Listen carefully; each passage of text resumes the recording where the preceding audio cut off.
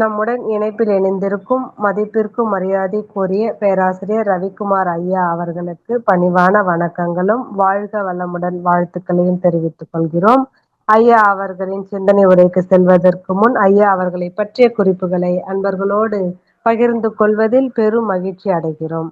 உலக சமுதாய சேவா சங்கத்தின் மதிப்பிற்கும் மரியாதைக்கும் உரிய பேராசிரியர் அருள்நிதி ரவிக்குமார் ஐயா அவர்கள் ஓசூரில் வசித்து வருகிறார்கள். எம்எஸ்சியில் எலக்ட்ரானிக் பட்டமும் யோகாவில் எம்எஸ்சி பட்டமும் பெற்றுள்ளார்கள். பெங்களூரில் உள்ள தனியார் நிறுவனத்தில் சாப்ட்வேர் இன்ஜினியராக பணியாற்றி வருகிறார்கள். 2006 முதல் ஓசூர் அறிவு திருக்கோயிலில் இணைந்து மனவளக்கலை அனுபவங்களை பெற்றவர் ஆவார்கள். மேலும் YYEயில் பள்ளிகளிலும் கல்லூரிகளிலும் மாணவர்களுக்கு தொடர்ந்து பயிற்சிகளை அளித்து வருகின்றார்கள். மேலும் டைட்டன் டவுன்ஷிப் மெடிடேஷன் சென்டரில் சிறப்பாக குரு சேவை ஆற்றி வருகிறார்கள். இத்தகைய சிறப்புகளை பெற்ற ஐயா அவர்களை வணங்கியும் வாழ்த்தியும்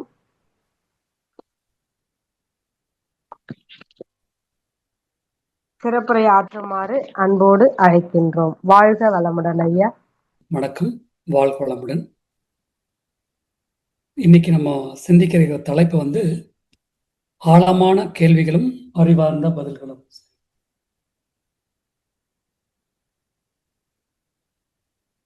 வாழ்க வளமுடன். ஸ்லைடு சேஞ்ச் ஆகுதுங்களா? ஆகுதுங்கய்யா. ஓகே, நன்றி. வாழ்க வளமுடன். ஸோ இன்னைக்கு நம்ம சிந்திக்கிற தலைப்பு ஆழமான கேள்விகளும் அறிவார்ந்த பதில்களும் அப்படின்னு. ஸோ தலைப்புக்குள்ள போறதுக்கு முன்னாடி ஆழமான கேள்விகள் அப்படின்னா என்ன அப்படின்னா, பொதுவாக சாதாரணமாக எப்படி எல்லாத்துக்கும் தோணுன்னா, இதுவரைக்கும் விடை தெரியாத கேள்விகள் அல்லது விடை இருக்கலாம், அந்த பதில்கள் நமக்கு புரியாமல் இருக்கலாம். ஸோ அந்த மாதிரி கேள்விகளை நம்ம ஆழமான கேள்விகள்னு சொல்லுவோம். அப்போ அறிவார்ந்த பதில்கள் அப்படின்னா, அந்த ஆழமான கேள்வியை நம்ம புரிகிற மாதிரி விளங்கிக்கிறதுக்கு ஒரு அறிவார்ந்த பதில் தேவைப்படுது. அதுதான் அறிவார்ந்த பதில்கள். ஸோ இப்போ இந்த தலைப்பு எதை மையப்படுத்தி கொண்டு போகிறோம் அப்படின்னா, இப்போ நம்ம ஐயா பற்றி நமக்கு தெரியும். வேதாத்ரி மகரிஷி ஐயா ஃபிலாசபர், 1914 2006 வரைக்கும் நம்மோட இருந்தவங்க, இன்னும் நம்ம கூட இருக்காங்க. இப்போ அடுத்தது இவரோட நம்ம இந்த ஆழமான கேள்விகளும் அறிவார்ந்த பதில்களுக்கும் கூட இந்த கேள்விகள் கூட பயணிக்கிறதுக்காக நம்ம ஒரு சயின்டிஸ்ட், அதாவது ஒரு தியரிட்டிக்கல் ஃபிசிக்ஸ் அண்ட் காஸ்மாலஜிஸ்ட்னு சொல்லுவாங்க, ஸ்டீஃபன் ஹாக்கிங். இவரை பற்றி நிறைய பேர் தெரிஞ்சிருக்கும். அதாவது ஐசக் நியூட்டன் அப்புறம் ஐன்ஸ்டீனுக்கு அப்புறம் புகழ்பெற்ற ஒரு விஞ்ஞானி ஸ்டீஃபன் ஹாக்கிங். ஸோ இப்போ இதில் என்ன பண்ண போகிறோம்னா, இந்த கேள்விகள், ஆழமான கேள்விகள், இவங்களுக்குள்ள எழுந்த கேள்விகள் என்ன, அதே மாதிரி இவங்களுக்கு மக்கள், அதாவது மக்களோ அல்லது ஒரு பெரிய சயின்டிஸ்டோ இல்லை பெரிய ஆட்களோ இவங்ககிட்ட கேட்ட கேள்விகள் என்ன, இவங்க அதுக்கு கொடுத்த பதில் என்ன அப்படிங்கிறது தான் நம்ம இந்த தலைப்புகளை கொஞ்சம் நேரம் சிந்திக்க போகிறோம். ஸோ அப்போ நம்ம ஐயாவை பற்றி நமக்கு தெரியும், வேதாத்ரி மகர்ஷி ஐயா பற்றி தெரியும். இப்போ ஸ்டீஃபன் ஹாக்கிங்கை பற்றி மேக்ஸிமம் எல்லாத்துக்கும் தெரியும். இருந்தாலும் அதுக்கு போகிறதுக்கு முன்னாடி இப்போ விஞ்ஞானிகளை பற்றி ஐயா கூறின ஒரு கருத்து என்னன்னா, தேர்ச்சியும் அறிவாற்றலும் பெற்ற திறமை மிகுந்த விஞ்ஞானிகள் பிரபஞ்ச ஒருங்கிணைப்பு ஆற்றலை அறிந்திட ஆய்வுகளை நடத்துகிறார்கள். இறுதியில் அவர்கள் எல்லாம் வல்ல சுத்த வெளிதான் அந்த ஒருங்கிணைப்பு ஆற்றல் என்பதை உணர்ந்து வெளியிடத்தான் போகிறார்கள். அந்த நன்னாளில் ஆன்மீக நாட்டமுடையோரும் சுத்த வெளிதான் தெய்வம் என்றும், அந்த சுத்த வெளியின் பரிணாம வளர்ச்சி நிலைகள் தான் உயிர், ஜீவகாந்தம், அறிவு, மனம் என்பதே ஆகும் என்றே உணர்வார்கள். அப்போதுதான் விஞ்ஞானமும் இணைந்து மனித சமுதாயத்தின் வாழ்வானது அர்த்தமுள்ளதாகவும் அமைதி நிறைந்ததாகவும் வளம் மிகுந்ததாகவும் மிளரும் அப்படின்னு விஞ்ஞானிகள் இந்த எப்படி இருந்தாலும் இந்த சுத்த வெளிதான் தெய்வம் அப்படிங்கிறத கண்டிப்பா உலகத்துக்கு உணர்த்த தான் போறாங்க அப்படிங்கிறத நம்ம ஐயா கோட் பண்ணியிருக்கிறாங்க. அடுத்தது இந்த ஜேர்னி ஆஃப் கான்சியஸ்னஸ்ங்கிற ஒரு புக்ல கிட்டத்தட்ட நம்ம யாரை பத்தி டிஸ்கஸ் பண்ண போறோமோ அவரை பத்தியே கிட்டத்தட்ட சொன்ன மாதிரி இருக்கு. இதுல என்ன சொல்றாங்கன்னா, இந்த 20th century scientists are trying to establish the existence of grand unification theory, a theory connecting relativity and quantum mechanics. The theory of relativity deals with large scale structures of the universe, while quantum mechanics is concerned with the force operating at atomic and subatomic levels. some cosmologists, theoretical physics and scientists have uncovered portion of the truth. இதுல கடைசியா சொல்ற பாத்தீங்கன்னா some cosmologists, theoretical physics and scientists have uncovered the portion of the truth. So கிட்டத்தட்ட அவங்க வந்து ஒரு portion of ட்ரூத்தை வந்து அதாவது சுத்த வழிதான் தெய்வங்கிற கான்செப்ட் நோக்கி அவங்க அதில் ஒரு போர்ஷனை கண்டுபிடிச்சிட்டாங்க அப்படிங்கிறது தான் நம்ம ஐயா வந்து இந்த ஜேர்னி ஆஃப் கான்சியஸ்ல கொடுத்துருக்காங்க. அப்போ இது வரைக்கும் நம்ம பார்த்தது என்னன்னா விஞ்ஞானிகளை பற்றி நம்ம ஐயாவோட கருத்து. இப்போ ஸ்டீஃபன் ஹாக்கிங் ஒரு சயின்டிஸ்டையும் நம்ம தத்துவஞானியும் மெய்ஞானமும் ஒரே வழியில தான் போகுது அப்படின்னு ஒரு இடத்துல சொல்றாங்க. அதாவது விஞ்ஞானமும் இயற்கைன்னு என்ன, இறைவன் அப்படின்னா என்ன அப்படிங்கிற தேடலும் தேடி இருக்காங்க, மெய்ஞானமும் அந்த தேடல் பாதையில போயிருக்காங்க. இப்போ நம்ம எப்படி இந்த தலைப்புக்குள்ள எப்படி அடுத்து போறோம்னா, இப்போ பொதுவாக நம்ம ஐயாவோட சின்ன வயசுல எழுந்த 4 கேள்விகள் நமக்கு எல்லாத்துக்குமே தெரியும். இன்ப துன்ப உணர்ச்சிகள் யாவை, இவற்றின் மூலமும் முடிவும் என்ன, நான் யார், உயிர் என்பது என்ன, உயிர் உடலில் எவ்வாறு இயங்குகிறது, நோயும் முதுமையும் ஏன் உண்டாகின்றன, எப்படி உண்டாகின்றன, கடவுள் யார், பிரபஞ்சத்தை ஏன் அவர் படைத்தார், ஏழ்மை ஏன், எப்படி உண்டாயிற்று, அதை போக்குவது எப்படி. இந்த 4 கேள்வியும் ஐயாவோட 12 வயசுல எழுந்தது நமக்கு எல்லாத்துக்கும் தெரியும். இந்த 4 கேள்வியுமே ஒரு ஆழமான கேள்விகள் தான். இதே மாதிரி கிட்டத்தட்ட ஸ்டீஃபன் ஹாக்கிங்க்கும் அவரோட 12-14 வயசுல எழுந்த கேள்விகள் வந்து பிரபஞ்சம் எவ்வாறு தோன்றியது, அதாவது ஆரிஜின் ஆஃப் யூனிவர்ஸ்ங்கிறது என்ன, நாம் எங்கிருந்து வந்தோம், where we come from and why we are here, இவை அனைத்திற்கும் ஏதாவது அர்த்தம் இருக்கிறதா, இதற்கு பின்னால் யாராவது இருக்கிறார்களா, whether it required a god to create it, set it going. கிட்டத்தட்ட இந்த 4 கேள்விகளும் இப்போ மகரிஷி ஐயாவுக்கு எப்படி 12 வயசுல இந்த கேள்விகள் வந்ததோ அதே மாதிரி ஸ்டீஃபன் ஹாக்கிங்க்கும் கிட்டத்தட்ட இந்த கேள்விகள் அவரோட 12-14 வயசுலயே இந்த கேள்விகள் வர ஆரம்பிச்சிருச்சு. இதுவே முதல்ல ஒரு பொருத்தமான ஒரு விஷயமா இருந்தது இந்த தலைப்புக்குள்ள சிந்திக்கிறப்போ. அடுத்தது இப்போ நம்ம ஐயாவோட கேள்விகளை, ஐயாவை பத்தி நமக்கு பயோகிராஃபி எல்லாமே தெரியும்.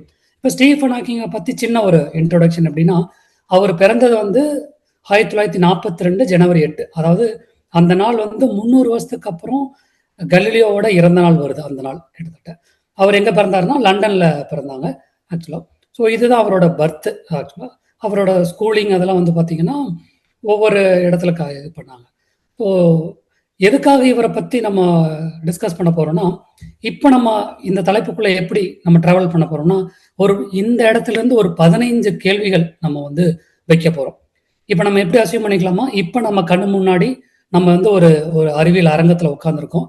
அந்த அறிவியல் அரங்கத்தில் வந்து சயின்டிஸ்ட் வேதாத்ரி மகரிஷி இருக்கிறாங்க, அதே மாதிரி மெய்ஞானி வேதாத்ரி மகரிஷி அண்ட் விஞ்ஞானி ஸ்டீஃபன் ஹாக்கிங் இருக்காங்க. இவங்க கிட்ட வந்து நம்ம எல்லாரும் சார்பாக ஒரு கேள்விகளை கேட்க போகிறோம், ஒரு சில கேள்விகள் கேட்க போகிறோம். அதாவது அந்த கேள்விகள் மூலியமா அவங்களோட அவங்களோட அறிவார்ந்த கேள்விகளோட பதிலையும் நமக்கு இருக்கிற கேள்விகளோட பதிலையும் நம்ம தெரிஞ்சுக்க போகிறோம். இதுதான் இந்த தலைப்போட நோக்கம். இப்போ முதல் கேள்வி இப்போ நம்ம அசீவ் பண்ணிக்கலாம். இப்போ வந்து ஒரு அறிவியல் அரங்கத்தில் இருக்கும். இப்போ மகரிஷி ஐயாவும் இருக்காங்க, ஸ்டீஃபன் ஹாக்கிங் ஐயாவும் இருக்காங்க. இப்போ நம்ம கேட்குற முதல் கேள்வி, உங்களோட சின்ன வயசை அதாவது what is your early moment about your childhood அப்படிங்கிற கேள்வியை, இந்த முதல் கேள்வியை வந்து ஸ்டீஃபன் ஹாக்கிங் கேட்குறோம். இதை ஃபர்ஸ்ட் கேள்வி அவர்கிட்ட கேட்குறோம். அவர் அதுக்கு சொல்ற பதில் என்னன்னா, நான் வந்து சின்ன வயசுல வந்து ஒரு 12-13 வயசுல எனக்கு வந்து இந்த ட்ரெயின் செட், அதாவது அந்த ஒரு மரத்தாலான அந்த ட்ரெயின்ல வச்சு விளையாடுறது எனக்கு ரொம்ப பிடிக்கும். ஆனா அது வந்து அதை என்னால் எதுவுமே பண்ண முடியாது, அது இருக்கிற மாதிரியே அப்படியே இருக்கும். எனக்கு என்ன ஆசை அப்படின்னா, இந்த மாதிரி ஒரு மூவ்மெண்ட்டான மெக்கானிக்கலா பிரித்து அந்த ட்ரெயினை வந்து நானே செல்ஃபாக கண்ட்ரோல் பண்ணுற மாதிரி எனக்கு ஒரு ட்ரெயின் செட் இருந்தால் நல்லா இருக்கும்னு நினச்சேன். ஆனால் எங்கள் வீட்டோட சூழ்நிலையில் அந்த மாதிரியான ஒரு இதை வாங்கி கொடுக்க முடியல. பின்னால் நாளில் எனக்கு அது வந்து வாய்ப்பு கிடைச்சிது. அந்த ட்ரெயின்லாம் நான் வந்து பிரித்து அசம்பிள் பண்ண ட்ரை பண்ணுவேன். ஆனால் என்னால் அதை எல்லாத்தையும் ஓப்பன் பண்ண தெரியும், ஆனால் எனக்கு அதை வந்து அசம்பிள் பண்ண தெரியாது. எனக்கு எப்பவுமே ஒரு விஷயம் வந்து அது எப்படி ஃபங்க்ஷன் ஆகுது, அது எப்படி வந்து வேலை செய்யுது அப்படிங்கிறத தெரிஞ்சுக்கிறதுல ஒரு ஆர்வம். ஏன்னா அது எப்படி வேலை செய்யுதுன்னு நான் தெரிஞ்சுக்கிட்டேன் அப்படின்னா அதை என்னால் கண்ட்ரோல் பண்ண முடியும்ல. இப்போ நான் வந்து மூவிங் ட்ரெயின் செட்டாக இருந்தால் நான் வேணுங்கிறப்ப நிறுத்த முடியும், வேணுங்கிறப்ப போக வைக்க முடியும். அப்போ எனக்கு சின்ன வயசுலேருந்தே ஒரு எண்ணம் இருந்ததுன்னா, ஒரு விஷயத்த புரிஞ்சுக்கிட்டோம் அப்படின்னா அதை வந்து நம்மளால கண்ட்ரோல் பண்ண முடியுமே அப்படிங்கிறது வந்து எனக்கு ரொம்ப சின்ன வயசுல இருந்த ஒரு இது. இந்த அறிவு வந்து என்னோட பின்னாடி என்னோட ஆராய்ச்சிக்கு இது ரொம்ப பயன்பட்டுச்சு. ஸோ இதுதான் எனக்கு இருக்கிற மெமரி அப்படின்னு சொல்றாங்க. இப்ப இதே கேள்விய வந்து நம்ம வேதாத்ரி மகரிஷி ஐயாட்ட கேட்கிறோம். ஐயா, உங்களோட இயர்லி மெமரி, அதாவது சின்ன வயசு ஞாபகம்னா நீங்க எதை சொல்லுவீங்க அப்படின்னா, ஐயா ரொம்ப சின்ன ஒரு கவியில ஐயா சொல்லிட்டாங்க. 5 வயதில் பள்ளி சென்றேன். 8 ஆண்டில் 3ஆம் வகுப்பு முடித்து விட்டேன். நொந்து வறுமை மீறி பருத்தி பஞ்சு நூல் நெசவில் என்னை பெற்றோர் பழக்கி வைத்தார். இந்த தொழிலை செம்மையாக கற்று ஏதோ ஒரு அளவுக்கு கூலி பெற்றேன். வெந்து உள்ளம் உருகி ஏழ்மை தோன்றும் விதம் தெய்வம் உயிர் இவற்றை பற்றி ஆய்ந்தேன். இப்ப அவரோட ஐயாவோட சின்ன வயசுல வந்து அவர் வாழ்க்கை வரலாறு என்ன சொல்லியிருப்பாங்கன்னா, 12வது வயசுல வந்து ஐயா வந்து நெஞ்சிட்டு இருந்தாங்க, நெசவு நெஞ்சிட்டு இருந்தாங்க. ஒரு 12:30 மணி ஆச்சு. அந்த டைம் வந்து சாப்பிட அழைக்கிற டைம். அப்போ வந்து வேதாத்ரி மகரிஷியோட அம்மா வந்து அழுதுட்டே நின்றுட்டு இருந்தாங்க. இப்போ அப்போ பார்த்து ஏன்னு கேட்டப்போ, இந்த மாதிரி சின்ன பையனு பசிக்கிற பையனுக்கு சாப்பாடு கொடுக்குற கூட இங்கே கொஞ்சம் கஷ்டமா இருக்கு அப்படிங்கிற மாதிரி அதை சொல்லியிருப்பாங்க. அப்போ வந்து ஐயா வந்து பல கேள்விகள் இருப்பாரு. ஏன் இந்த மாதிரி வறுமை வந்தது, எதனால் நமக்கு வந்து இந்த கஷ்டம் வந்துச்சுன்னு கேட்டிருப்பாங்க. அந்த கேள்விகள்லாம் முதல் ரொம்ப முக்கியமான கேள்வியா எனக்கு இருந்தது அப்படிங்கிறத மாதிரி வந்து நம்ம ஐயா வந்து அதுக்கு பதில் சொல்லியிருப்பாரு. அப்போ 2 பதில்கள் இப்போ நம்ம பார்த்துட்டோம். அதாவது ஒரு கேள்வி ஸ்டீஃபன் ஐயாகிட்ட கேட்ட ஒரு பதில் சொன்னாங்க. இதே கேள்வி நம்ம ஐயாட்ட கேட்கறப்ப வறுமையால எவ்வளவு தூரம் அவங்க ஐயா கஷ்டப்பட்டாங்க, அதுக்கு உண்டான ஒரு இன்ஸ்டன்ட் ஐயா நம்ம ஷேர் பண்ணிட்டாங்க. இப்போ அடுத்தது இதெல்லாம் வந்து ஸ்டீஃபன் ஹாக்கிங் படித்த காலேஜ், அதுக்கப்புறம் அவர் ஆராய்ச்சிக்கு ஈடுபட்ட ஒரு கேம்பிரிட்ஜ் யூனிவர்சிட்டி, அவரோட பணியாற்றின ஒரு பல விஞ்ஞானிகள் ஆக்சுவலா இது. இப்போ அடுத்தது 2வது கேள்வி வந்து, இப்போ ஸ்டீஃபன் ஹாக்கிங் அப்படிங்கிற சயின்டிஸ்ட் உலக புகழ் பெற்றிருந்தாலும், அவரோட ரொம்ப உலக புகழ் பெற்றதுல ரொம்ப முக்கியமான ஒரு விஷயம் என்னன்னா, அவருக்கு வந்து ஒரு 21வது வயதிலேயே அவருக்கு வந்து ஏஎல்எஸ் அப்படிங்கிற ஒரு ஒரு டிசீஸ், அதாவது நியூரோ டிசீஸ், அதாவது மோட்டார் நியூரான் டிசீஸ். அப்படின்னா உடம்புல எந்த உறுப்புமே செயல் வேலை செய்யாது. அவரோட கண்களும் தசை மட்டும்தான் லைட்டா அசையும். இதை வச்சுதான் கிட்டத்தட்ட 21 வயசுல இருந்து 2018 வரைக்கும் நம்ம கூட இருந்தாங்க. அவரோட வாழ்நாள் முழுக்கவே அவரோட அந்த சக்கர நாற்காலியில தான் பயணிச்சாங்க அப்படிங்கிறது தான். இப்போ இந்த மாதிரி ஒரு பர்சன், அதாவது காலேஜ் ஸ்கூல்ல படிச்சாங்க, காலேஜுக்குள்ள போயிட்டாங்க, காலேஜுக்குள்ள போய் ஒரு பிசிக்ஸ் டிகிரி படிச்சாங்க, அதுக்கப்புறம் பிஹெச்டி எல்லாம் போறாங்க. ஒரு முக்கியமான காலகட்டத்தில் ஒரு 20 வயசுல ரொம்ப ஒரு நல்ல துள்ளி விளையாட வேண்டிய வயசுல, அல்லது துள்ளி நல்ல ஒரு இது பண்ண வேண்டிய வயசுல இப்படி ஒரு வியாதி வந்து அவரை முடக்குது அப்படிங்கிறப்போ அவரோட மனநிலை எப்படி இருந்திருக்கும்?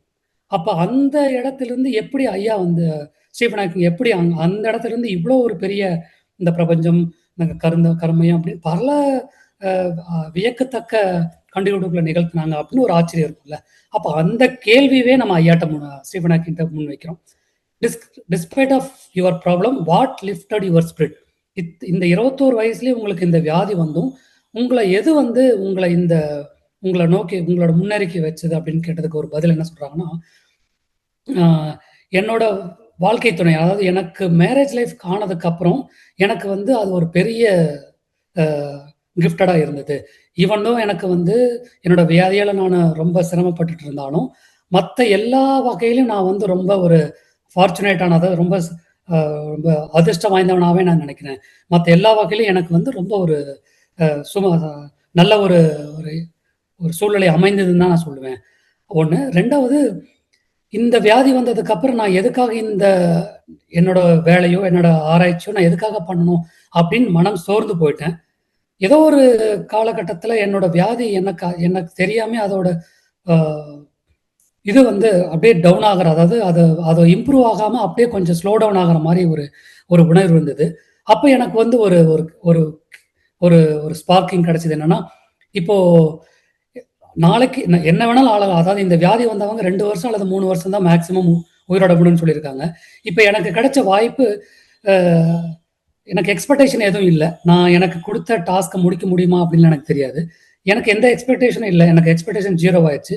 இனிமேல் என்னுடைய வாழ்நாள் இருக்கிற வரைக்கும் ஏன் என்னோட வாழ்நாளை வந்து இந்த பிரபஞ்சத்துக்காக நான் வந்து செலவிடக்கூடாது, இந்த பிரபஞ்சத்தை ஏன் புரிஞ்சுக்கிறதுக்கு என்னோட ஆராய்ச்சி என்னோட அறிவை பயன்படுத்தக்கூடாது அப்படிங்கிற ஒரு உந்துதலும் என்னோட மேரேஜ் லைஃப்பும் தான் என்னோட இந்த ஸ்பிரிட்டுக்கு காரணம் அப்படின்னு சொல்றாங்க. அப்ப இந்த இடத்துல நம்ம என்ன புரிஞ்சுக்கணும்னா, ஒரு ஒரு துள்ளியாட வேண்டிய வயசுல வந்து வாழ்க்கையே முடங்கு போறக்குண்டான ஒரு சூழ்நிலை வந்தும், அந்த இடத்திலிருந்து இவ்வளோ பெரிய ஒரு விஞ்ஞானியா மாறுறதுங்கிறது வந்து ஒரு அசாத்தியமான ஒரு நிகழ்வா நம்ம பார்க்கலாம். இப்போ கிட்டத்தட்ட இதே ஒரு பதிலா வந்து நம்ம ஐயா சொல்லியிருப்பாங்க.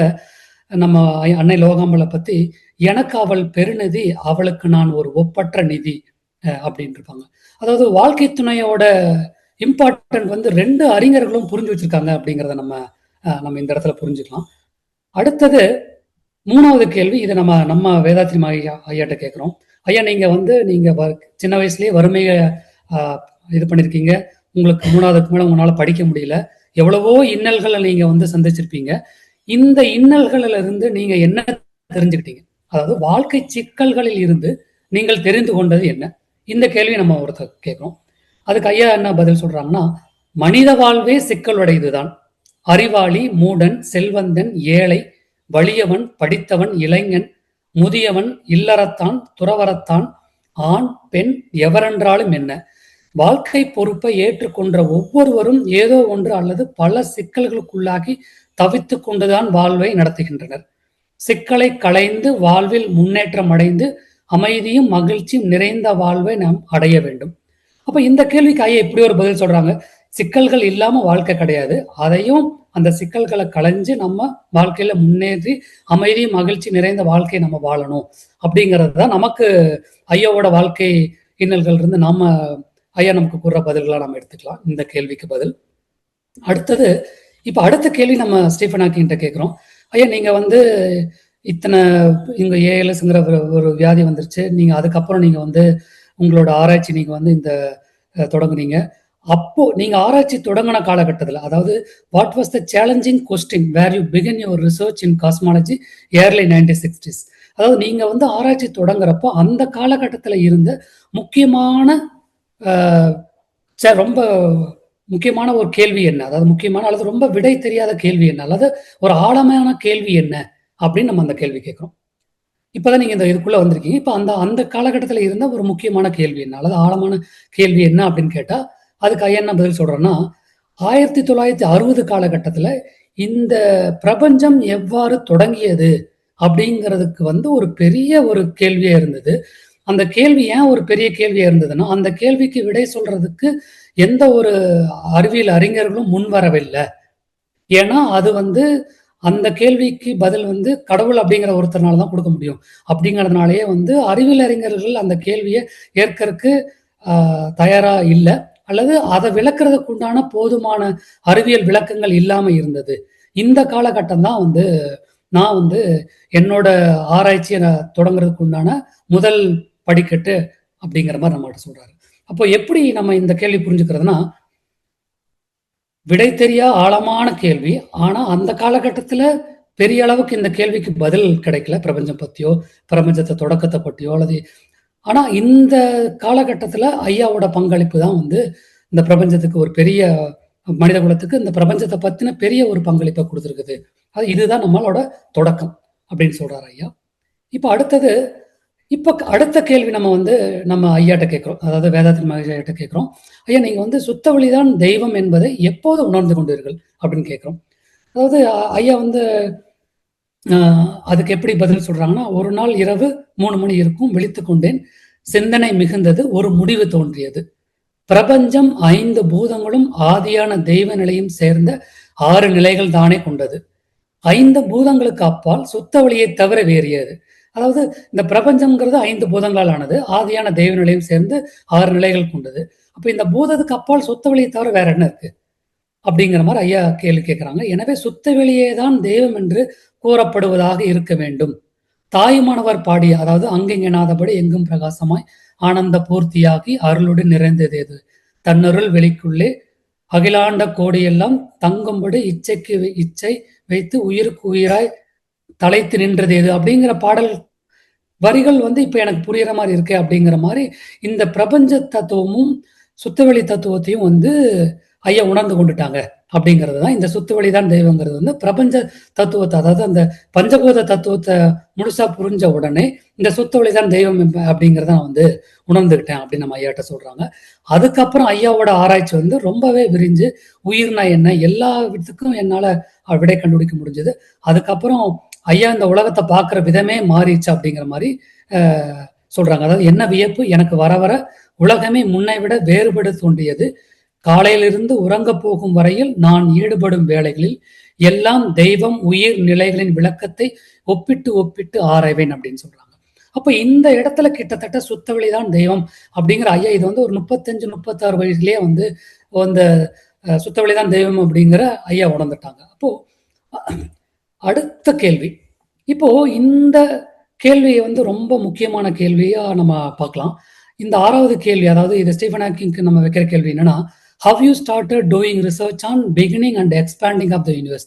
நீங்க எப்படி எதை பேஸ் பண்ணி நீங்க வந்து உங்களோட ஆராய்ச்சியை வந்து இந்த பிகினிங் ஆஃப் த யூனிவர்ஸை பத்தியோ அல்லது இந்த யூனிவர்ஸ் அது வந்து இந்த பிரபஞ்சம் விரிவடையுது அல்லது பிரபஞ்சத்தின் தோற்றம் எப்படிங்கிறத வந்து எதை மையப்படுத்தி நீங்க வந்து உங்களோட ஆராய்ச்சி தொடங்கினீங்க அப்படிங்கிற கேள்வி கேட்கறாங்க. ஏதாவது ஒரு உங்களுக்கு ஒரு ஆல்ரெடி இருக்கிற ஒரு எக்ஸிஸ்டன்ஸ் வேணுமே, எதை மையப்படுத்தி நீங்க இந்த ஆராய்ச்சி தொடங்குனீங்க அப்படின்னு நம்ம கேள்வி கேட்கறாங்க.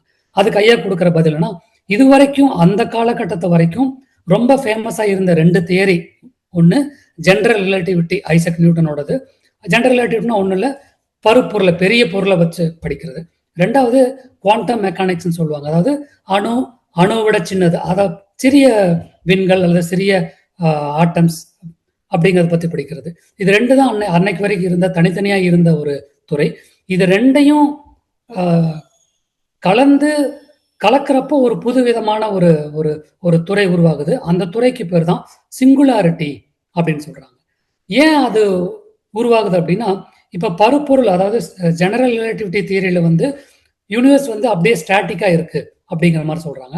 ஆனா அது பின்னாடி ஆராய்ச்சியில வந்து இல்ல, யூனிவர்ஸ் வந்து விரிவடையுது அப்படின்னு சொல்றப்போ அந்த கருத்துக்கள் வந்து கொஞ்சம் பொருந்தாத மாதிரி இருக்கிறதுனால இந்த குவாண்டம் மெக்கானிக்ஸையும் ஜெனரல் ரிலேட்டிவிட்டியும் கலக்கிறப்போ சிங்குலாரிட்டிங்கிற ஒரு இடத்துக்கு போகுது. அந்த சிங்குலாரிட்டிங்கிற இடத்துக்கு போறப்ப வந்து இந்த பிகினிங் ஆஃப் த யூனிவர்ஸ், அதாவது பிரபஞ்சத்தின் தோற்றத்தை வந்து நம்மளால கண்டுபிடிக்க முடியும். இதுதான் என்னோட ஆராய்ச்சிக்கு ரொம்ப முக்கியமான மையமா எடுத்துக்கிட்டது எப்படின்னா, இந்த ஜெனரல் ரிலேட்டிவிட்டி தியரியும் குவாண்டம் மெக்கானிக்ஸும் இது 2ஐயும் மிங்கிள் பண்றதப்போ கிடைக்கிற அறிவை வச்சுதான் நான் வந்து அதாவது பிரபஞ்சத்தின் தோற்றத்தையோ அல்லது பிரபஞ்சம் எப்படி விரிவடையுது அப்படிங்கிறதையும் நான் வந்து ஆராய்ச்சிக்கு எடுக்கிறதுக்கு நான் முயற்சி பண்ணேன் அப்படின்னு சொல்றாங்க. ஆக்சுவலா இப்போ அடுத்த கேள்வி என்னன்னா, இப்போ ஸ்டீஃபன் ஹாக்கிங் பத்தி தெரிஞ்சவங்க எல்லாத்துக்கும் தெரியும். அவரோட முக்கியமான இன்வென்ஷன் என்னன்னா கருந்துளையை பத்தி, அதாவது பிளாக் ஹோல். ஏன்னா அவரு அந்த பிளாக் ஹோல் அப்படிங்கிறதுல வந்து அதுக்குள்ள என்ன நடக்குது, பிளாக் உள்ள டிராவல் பண்ணா அங்க என்ன நடக்கும் அப்படிங்கறதெல்லாம் நிறைய ஆராய்ச்சி சொல்லியிருக்காங்க. அப்ப நம்ம அதுக்குள்ள என்னென்னலாம் பத்தி அதோட சயின்ஸை பத்தி நம்ம இப்ப பேச போறதில்ல. அது சம்பந்தமா ஒரு கேள்வி மட்டும் நம்ம அவர்கிட்ட கேட்கிறோம். What was your eureka moment that happen after your birth of your daughter Lucy? அதாவது இப்ப கொஸ்டின் 6ல வந்து அவர் ஐயா வந்து பிரபஞ்சத்தின் தோற்றத்தை பத்தி ஆராய்ச்சி செய்ய ஆரம்பிச்சிட்டாங்க. கொஸ்டின் நம்பர் 7ல வந்து அந்த பிரபஞ்சத்தின் தோற்றத்தை பத்தி ஆராய்ச்சி செஞ்சுட்டு இருக்கிற காலகட்டத்துல ஒரு யுரேக்கியா மூமெண்ட் எப்படின்னா, இப்ப நம்ம ஐயா அடிக்கடி சொல்லுவாங்க, அதாவது இறைநிலையை எனக்கு உணர்த்தியது அப்படின்னு ஐயா நம்ம மகர் செய்ய சொல்லுவாரு. அது மாதிரி இந்த யுரேக்கியா மூமெண்ட் அப்படிங்கிறது வந்து ஸ்டீஃபன் ஹாக்கிங்களோட அவரோட பொண்ணு பிறந்ததுக்கு அப்புறம் அவருக்கு தோணுது. அதாவது இந்த பிளாக் ஹோலை பத்தின ஒரு கருத்து அவர் கையா தோணிக்குது. அந்த பிளாக் ஹோலோட சென்டர்ல என்ன இருக்கும் அப்படிங்கிறதுக்கு உண்டான கேள்வியும் அதுக்குண்டான பதிலும் ஒரு யுரேக்கியா மூமெண்ட், அதாவது ஒரு உள்ளுணர்வா உணர்த்துற மாதிரியான ஒரு விஷயமா ஐயா சொல்றாங்க. அந்த பிளாக் ஹோலோட, அதாவது கருந்துளையின் மையத்தில் என்ன இருக்கிறது அப்படிங்கிறத வந்து என்னால கண்டுபிடிக்க முடிஞ்சது அப்படின்னு சொல்றாங்க. அப்ப கருந்துளையோட மையத்துல என்ன இருக்கும் அப்படின்னா அதை எப்படி நம்ம புரிஞ்சுக்கிறது அப்படின்னா, அப்ப கருந்துளைனா என்னது? ரொம்ப அடர்த்தியா இருக்கும் அந்த இடம். அடர்த்தியா இருந்தா என்ன ஆகும்? கிராவிட்டி இருக்கும். கிராவிட்டி இருந்தா என்ன பண்ணும்? அதை தன்னை நோக்கி இழுக்கும். அப்போ கருந்துளையில அதிகபட்ச அழுத்தம் இருக்கும். அப்போ எதுவுமே அதோட அழுத்தத்துக்கு மீறி வெளியில போக முடியாது. அப்போ அந்த அழுத்தத்துக்கு உட்பட்டு எல்லா பருப்பொருளும் பார்ட்டிகிள்ஸ் அல்லது பருப்பொருளும் கருந்துளைகளை போயினதுக்கு அப்புறம் என்ன நடக்கும், கருந்துளைக்குள்ள என்ன நடக்கும் அப்படின்னா, கருந்துளைக்குள்ள டிராவல் ஆனதுக்கு அப்புறம் ஒரு இடத்துல வந்து இந்த சிங்குலாரிட்டி அப்படிங்கிற ஒரு இடத்துல போய் முடியும். அதாவது ஒரு ஒரு பெரிய ஒரு பிரபஞ்சம் அல்லது பெரிய தோற்ற பொருட்கள் எல்லாமே இந்த கருந்துளையால இழுக்கப்பட்டா கடைசியில ஒரு ஒரு சின்ன டாட் மாதிரியான ஒரு இடத்துல போய் அது அது அது அந்த அளவுக்கு அது சுருங்கி அதுக்குள்ள ஸ்குவாஸா மாறிடும். ஸ்குவாஸ் அப்படிங்கிற இடத்துக்கு கன்வெர்ட் ஆயிரும் அப்படிங்கிற மாதிரி சொல்ல, அதுதான் சிங்குலாரிட்டி அப்படிங்கிற தத்துவத்தை சொல்றாங்க. அப்போ இந்த இடத்துல பிகினிங் ஆஃப் த யூனிவர்ஸ்ல சிங்குலாரிட்டியில வந்து கருந்துளை அப்படிங்கிற ஆராய்ச்சியும் சிங்குலாரிட்டி நோக்கி போனது வந்து ஐயாவோட ரொம்ப முக்கியமான ஒரு கண்டுபிடிப்பு. இதை வந்து ஹாக்கிங் ரேடியேஷன் அப்படின்னே அதுக்கு ஒரு பேர் வச்சாங்க ஆக்சுவலா. அப்போ இதுதான் வந்து 1970களில் நடந்த ஒரு கண்டுபிடிப்பு. இதுதான் இந்த ஸ்டீஃபன் ஹாக்கிங்கை வந்து ஒரு பெரிய சயின்டிஸ்டா பெரிய மக்கள் எல்லாத்துக்கும் தெரியற அளவுக்கு இந்த ஒரு பெரிய இந்த கண்டுபிடிப்பு தான் வந்து ரொம்ப ஒரு முக்கியமான நிகழ்வா இருந்தது. இப்போ நமக்கு இந்த இந்த இது இந்த கொஸ்டின் நம்பர் 6ம் 7ம் நமக்கு எந்த அளவுக்கு புரிஞ்சுது புரியல நமக்கு தெரியாது. ஆனா இப்போ நம்ம இந்த கேள்வியில நமக்கு ஐயா நம்ம ஐயா வந்து நமக்கு அழகா இதை விளக்க சொல்ல போறாங்க. இந்த ஐயா இப்ப கொஸ்டின் நம்பர் 8ல வந்து நம்ம மகரிஷி ஐயாட்ட கேட்கிறோம், கடவுள் நிலையை அறிய காந்த தத்துவம் எவ்வாறு உதவுகிறது அப்படிங்கிற ஒரு கேள்வி கேட்கிறோம். நம்ம எல்லாத்துக்கும் காந்த தத்துவம் தெரியும். இருந்தாலும் இந்த காந்த தத்துவம், அதாவது கடவுள் நிலைய அந்த பிரபஞ்சத்தை பத்தியோ இல்ல கடவுள் தன்மையை பத்தியோ இல்ல தெய்வத்தை பத்தியோ அறியறதுக்கு காந்த வழி இறைநிலை விளக்கம் அல்லது காந்த தத்துவம் எவ்வாறு உதவுகிறது அப்படிங்கிறத நம்ம இதுக்கு விளக்கம் சொல்றப்போ ஐயா எப்படி சொல்றாங்கன்னா, இப்போ நம்ம ஒரு எக்ஸாம்பிள் எடுத்துக்கலாம். இது ஒரு பெரிய ஒரு மாமரம் இருக்கு. அது நம்ம கண்ணுக்கு தெரியுது, ஒரு பெரிய மாமரம் இருக்கு. ஆமா இருக்கு. இந்த மாமரம் பெரிய மாமரம் ஆறதுக்கு முன்னாடி ஒரு சிறு விதையா இருந்திருக்கும்ல. ஆமா கண்டிப்பா இருந்திருக்கும். அந்த விதைக்குள்ள இந்த பெரிய மாமரத்தோட தன்மையும் அடங்கிதான் இருக்கு. ஆமா கண்டிப்பா அடங்கி இருக்கு. அந்த விதையை சும்மா நம்ம வச்சிருந்தா அது எந்த ஒரு சேஞ்சஸ் ஆக போறதில்ல. அதை நம்ம மண்ணுல போட்டு அதை நம்ம தண்ணி ஊத்தினா என்ன ஆகுது, ஒரு காலகட்டத்துல தண்டு வளருது. அதுக்கப்புறம் என்ன ஆகுது, அப்படியே செடி வளருது, தண்டு வளருது. அதுக்கப்புறம் மாமரம் வருது, மாங்கனி வருது. இது எப்படி ஒரு காலத்துல இதே மாதிரிதான் பிரபஞ்சமும் வந்து இப்படி இன்னைக்கு கண்ணுக்கு தெரிகிற பொருட்கள் எல்லாமே வந்து இந்த விதை மாதிரி ஒரு ஒரு ஒரு இடத்துல சுருங்கி இருந்தது. இதுதான் வந்து இந்த நிலையை புரிஞ்சுக்கிறதுக்கு காந்த தத்துவம் ரொம்ப உதவும். என்ன காந்த தத்துவம் எப்படி உதவும்? காந்தத்துல 2 தன்மை இருக்கு. ஒண்ணு இருக்கும் ஆற்றல், விளக்கும் ஆற்றல், ரெண்டுமே இருக்கும்ல. அப்போ இந்த விதைய மண்ணுல போடுறதுக்கு முன்னாடி அதுக்குள்ள இறுகி இருந்த ஆற்றல் அந்த விதைய மண்ணுல போட்டதுக்கு அப்புறம் என்ன ஆச்சு, கொஞ்சம் கொஞ்சமா அது விரிய ஆரம்பிச்சிருச்சு. அப்போ காந்த தத்துவத்தை மூலியமா நம்ம என்ன தெரிஞ்சுக்கலாம்னா கடவுள் நிலையை தெரிஞ்சுக்கலாம். எப்படி இந்த மாமரம் அப்படிங்கிறது ஒரு விதைக்குள்ள இருந்ததோ அதே மாதிரி இந்த பிரபஞ்சமும் ஒரு காலகட்டத்துல சுத்த வெளியில ஒரு புள்ளியில இருந்தது, ஒரு புள்ளியா தான் இருந்தது அப்படிங்கிற விளக்கத்தை காந்த விலை வழி இறைநிலை விளக்கம்ங்கிற தத்துவத்துல ஐயா வந்து சொல்றாங்க. இந்த பதில நம்ம வந்து இப்ப நம்ம ஸ்டீஃபன் ஹாக்கிங் ஐயா சொன்ன பதிலோட கம்பேர் பண்ணி பார்த்தோம்னா புரியும். இப்போ இது எல்லாம், அதாவது இந்த தோற்ற பொருள்கள் எல்லாமே வந்து கருந்துளைகளை போனதுக்கு அப்புறம் இது என்னவாகுது, சிங்குலாரிட்டியா மாறுது அப்படின்னு சொல்றாங்க. இந்த சிங்குலாரிட்டி அப்படிங்கிறது தான் நம்ம ஐயா சொல்ற வந்து இந்த அந்த புள்ளி, அதாவது சுத்த வெளியில் ஒரு ஒரு புள்ளியா மாறுது அப்படின்னு சொல்றாங்க.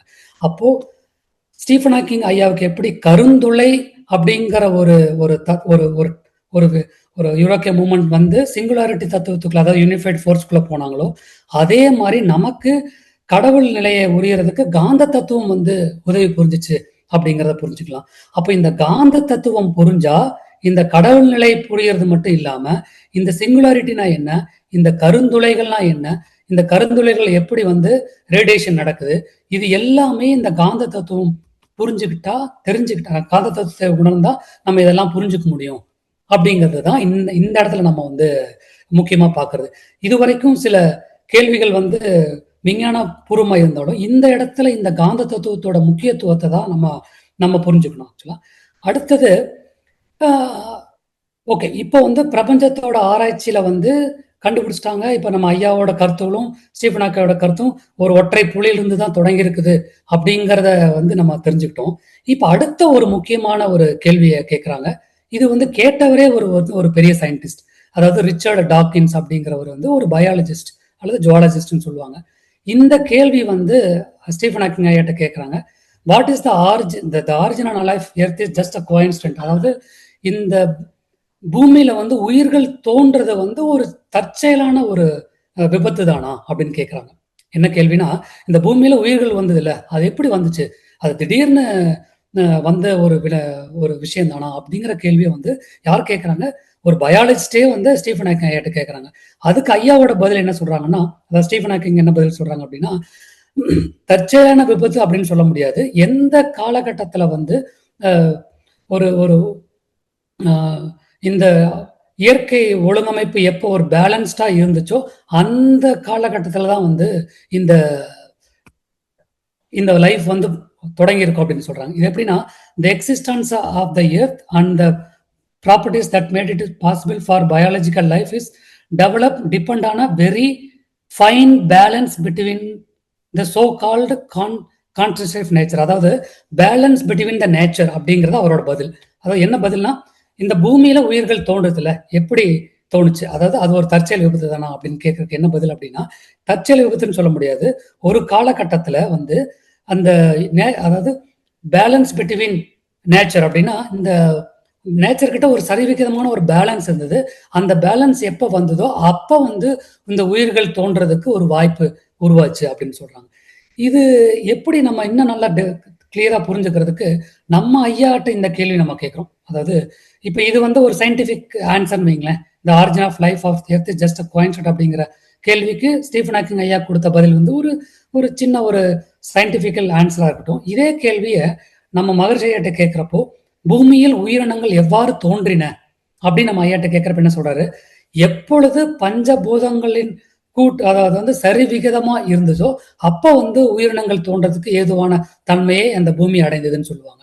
அதாவது பூதங்களின் கூட்டு விகிதாச்சாரம் எப்போ ஒரு ஒரு ஒரு ஒரு ஒரு ஒரு குறிப்பிட்ட விகிதாச்சார பேலன்ஸ்டா இருந்ததோ அப்போ வந்து உயிரினங்கள் தோன்றதுக்கு வாய்ப்புகள் அமைந்தது அப்படின்னு சொல்றாங்க. அப்ப கிட்டத்தட்ட இந்த பூமியில் உயிரினங்கள் எவ்வாறு தோன்றினங்கிற கேள்வியும், இந்த original life of earth is just coincident அப்படிங்கிற கேள்வியும் கிட்டத்தட்ட ஸ்டீஃபன் ஹாக்கிங் சொன்ன பதிலும் நம்ம ஐயா சொன்ன பதிலும் கிட்டத்தட்ட ஒரு பொருத்தமா இருக்குது அப்படிங்கிறத நம்ம இங்க பார்க்கிறோம்.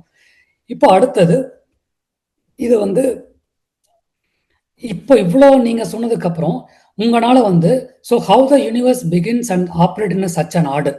இப்போ இந்த கேள்விக்கு, அதாவது இந்த பிரபஞ்சம் எங்கிருந்து தொடங்கியது, எப்படி இது வந்து இவ்வளோ துல்லியமா வந்து இயக்கிட்டு இருக்கு அப்படிங்கிறத உங்களால சொல்ல முடியுமா அப்படிங்கிற ஒரு கேள்வி கேட்குறோம். ஆக்சுவலா அதுக்கு வந்து ஐயா என்ன பதில் சொல்றாங்கன்னா, அதை கண்டுபிடிக்கிறதுக்கு வந்து பல விதமான ஆராய்ச்சிகள் நாங்கள் செஞ்சதுல 2 விஷயம் தான் வந்து முக்கியமான விஷயமாப்படுது. ஒன்று ஐன்ஸ்டீனோட ஜெனரல் ரிலேட்டிவிட்டி தியரியும், 2வது குவாண்டம் மெக்கானிக்ஸ். இது 2யும் நம்ம புரிஞ்சுக்கிறப்போ அந்த இடத்துல வந்து ஒரு ஒரு ஒரு ஒரு ஒரு விளக்கம் வருது. அந்த விளக்கத்தை மூலியமா, அந்த சிங்குலாரிட்டிங்கிற ஒரு விளக்கம் மூலியமா நம்ம வந்து இந்த யூனிவர்ஸ் பிகின்ஸ் அப்படிங்கிறத சொல்ல முடியும். இருந்தாலும் பெரிய அளவுக்கு முழுசா விளக்குறதுக்கு இன்னும் நிறைய தூரம் நம்ம பயணிக்க வேண்டியது இருக்குது அப்படின்னு சொல்றாரு. ஆக்சுவலா அதுக்கப்புறம் இந்த கேள்வி கிட்டத்தட்ட எப்ப சொல்றாருன்னா, அவரோட 1980 90களில் சொன்ன பதில். இந்த பதில் 2006ல் கிட்டத்தட்ட த ஆரிஜின் ஆஃப் யூனிவர்ஸ் அப்படிங்கிற ஒரு லெக்சர், ஹாங்காங்ல நடந்த ஒரு லெக்சர்ல இதே கேள்விக்கு கிட்டத்தட்ட பதில் அவரு சொல்லிட்டாருன்னே சொல்லலாம்.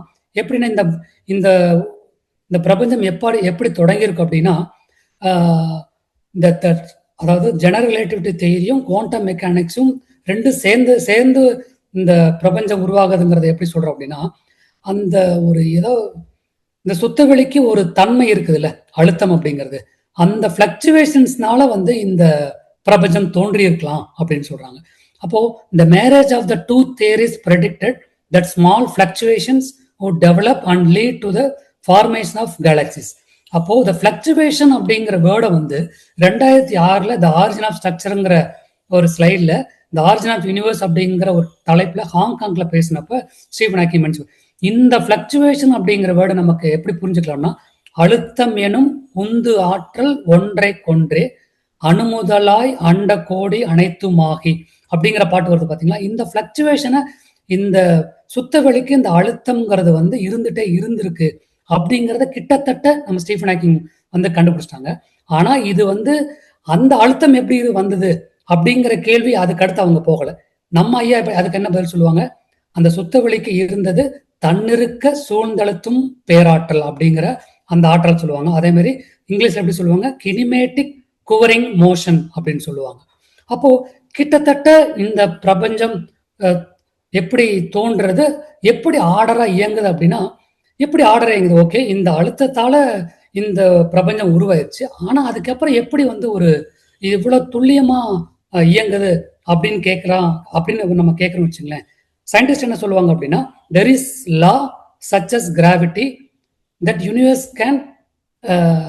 can be operated அப்படிங்கிற மாதிரி சொல்லுவாங்க. அதாவது கிராவிட்டி மாதிரி சில விதிகள் இருக்கிறதுனால இந்த யூனிவர்ஸ் வந்து இந்த துல்லியமா வந்து நடந்துட்டு இருக்கு அப்படின்னு சொல்றாங்க. ஆனா என்ன விதிகள் அப்படின்னு அவங்களால சொல்ல முடியல. இதுக்கு தான் நம்ம ஐயா என்ன சொல்றாரு, மகரிஷி என்ன சொல்றாங்க, என்ன அந்த லா அப்படின்னா பேராற்றல், பேரறிவு, வற்றாயிருப்பு, காலம். இந்த 4 லாஸ் அப்படிங்கிறது தான் வந்து இந்த யூனிவர்ஸ் வந்து ஒரு ஒரு ஒரு சச்சன் ஆர்டர்ல ஆப்ரேட் ஆகிறதுக்கு உண்டான முக்கியமான 4 விதிகள் அப்படின்னு நம்ம சொன்னோம்னா, இந்த வற்றாயிருப்பு, பேராற்றல், பேரறிவு, காலம், இது வந்து சுத்தவெளிக்கு இருந்தது அப்படிங்கிறத வந்து நம்ம ஐயா சொல்லியிருக்காங்க. அப்ப கிட்டத்தட்ட சுத்தவெளிக்கு அழுத்தம் அப்படிங்கிறது இருந்ததுங்கிறது வரைக்கும் ஸ்டீஃபன் ஹாக்கிங் ஐயா கொண்டு வந்துட்டாங்க, அறிவியல் வந்துருச்சு. ஆனா அந்த சுத்தவெளிக்கு அந்த அழுத்தம் எப்படி உருவாச்சு அப்படிங்கறது வந்து நம்ம விளக்கம் கொடுக்குறோம். எப்படி கினிமேட்டிக் கவரிங் மோஷன், அதாவது தன்னிருக்க சூழ்ந்தழுத்தும் பேராற்றல், அது ஒரு விளக்கம் நம்ம வேதாத்திரி யூனிவர்ஸ் லா மூலியமா கொடுக்குறாங்க.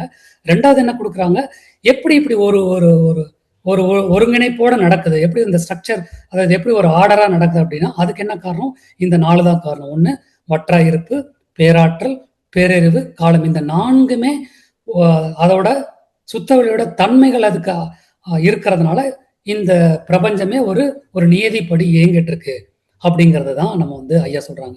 அப்ப கிட்டத்தட்ட நம்ம வந்து ஒரு ஒரு சின்ன ஒரு இடத்துல இருந்து கிட்டத்தட்ட இந்த பிரபஞ்சம் எப்படி தொடங்குச்சு அப்படிங்கிறதுக்கு அறிவியல் ரீதியான விளக்கங்களும், அதே மாதிரி தத்துவ ரீதியான விளக்கங்கள், மகரிஷி ஐயா அறிவியல் விளக்கங்களுக்கு எப்படி பயன்படுதும், இந்த விஞ்ஞான விளக்கங்கள் எப்படி நம்மளோட ஐயாவோட அறிவியல் விளக்கங்களுக்கு எப்படி ஒத்து போகுது அப்படிங்கிறத இது வரைக்கும் நம்ம பார்த்தோம்.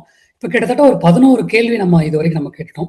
இப்போ அடுத்தது, இப்ப சுத்த வழிதான் தெய்வம் அப்படிங்கிறத நம்ம ஐயாவோட 35, 36 வயசுல சொல்லிட்டாலும், இது வந்து இந்த காந்த தத்துவத்தை பத்தி கிட்டத்தட்ட இந்த யூனிவர்சிட்டி ஆஃப் கொலராடோ போல்டர் அப்படிங்கிறத வந்து 3 நாள் நம்ம ஐயா வந்து உரையாற்றி இருக்கிறாங்க. அங்க காந்த தத்துவத்தை பத்தியும், கடவுளை பத்தியும், கிராவிட்டியை பத்தியும், எல்லாத்த பத்தியும் பேசியிருக்காங்க. அதுல வந்து 2 பெரிய கேள்விகள் வந்து நம்ம ஐயாட்ட கேட்டாங்க. அதுல ஒரு கேள்வி வந்து, நீங்க இந்த சுத்த வழிதான் தெய்வம் அப்படிங்கிறத உங்களால நிரூபிக்க முடியுமா அப்படிங்கறத அந்த கேள்வி. அதுக்கு கண்டிப்பா என்னால நிரூபிக்க முடியும். எப்படி அப்படின்னா, அதுக்கு ஐயா சில கேள்வி கேட்கிறாரு. இந்த பூமி எவ்வளவு பெரியது, இவ்வளோ 25,000 மைல் சுற்றளை உடையது, இவ்வளவு பெரியது, ஓகே இவ்வளவு பெரியது, இதோட வலு எவ்வளவு இருக்கும், ஆமா இவ்வளோ டன் எடை இருக்குது, ஆமா இவ்வளவு டன் எடை இருக்குது.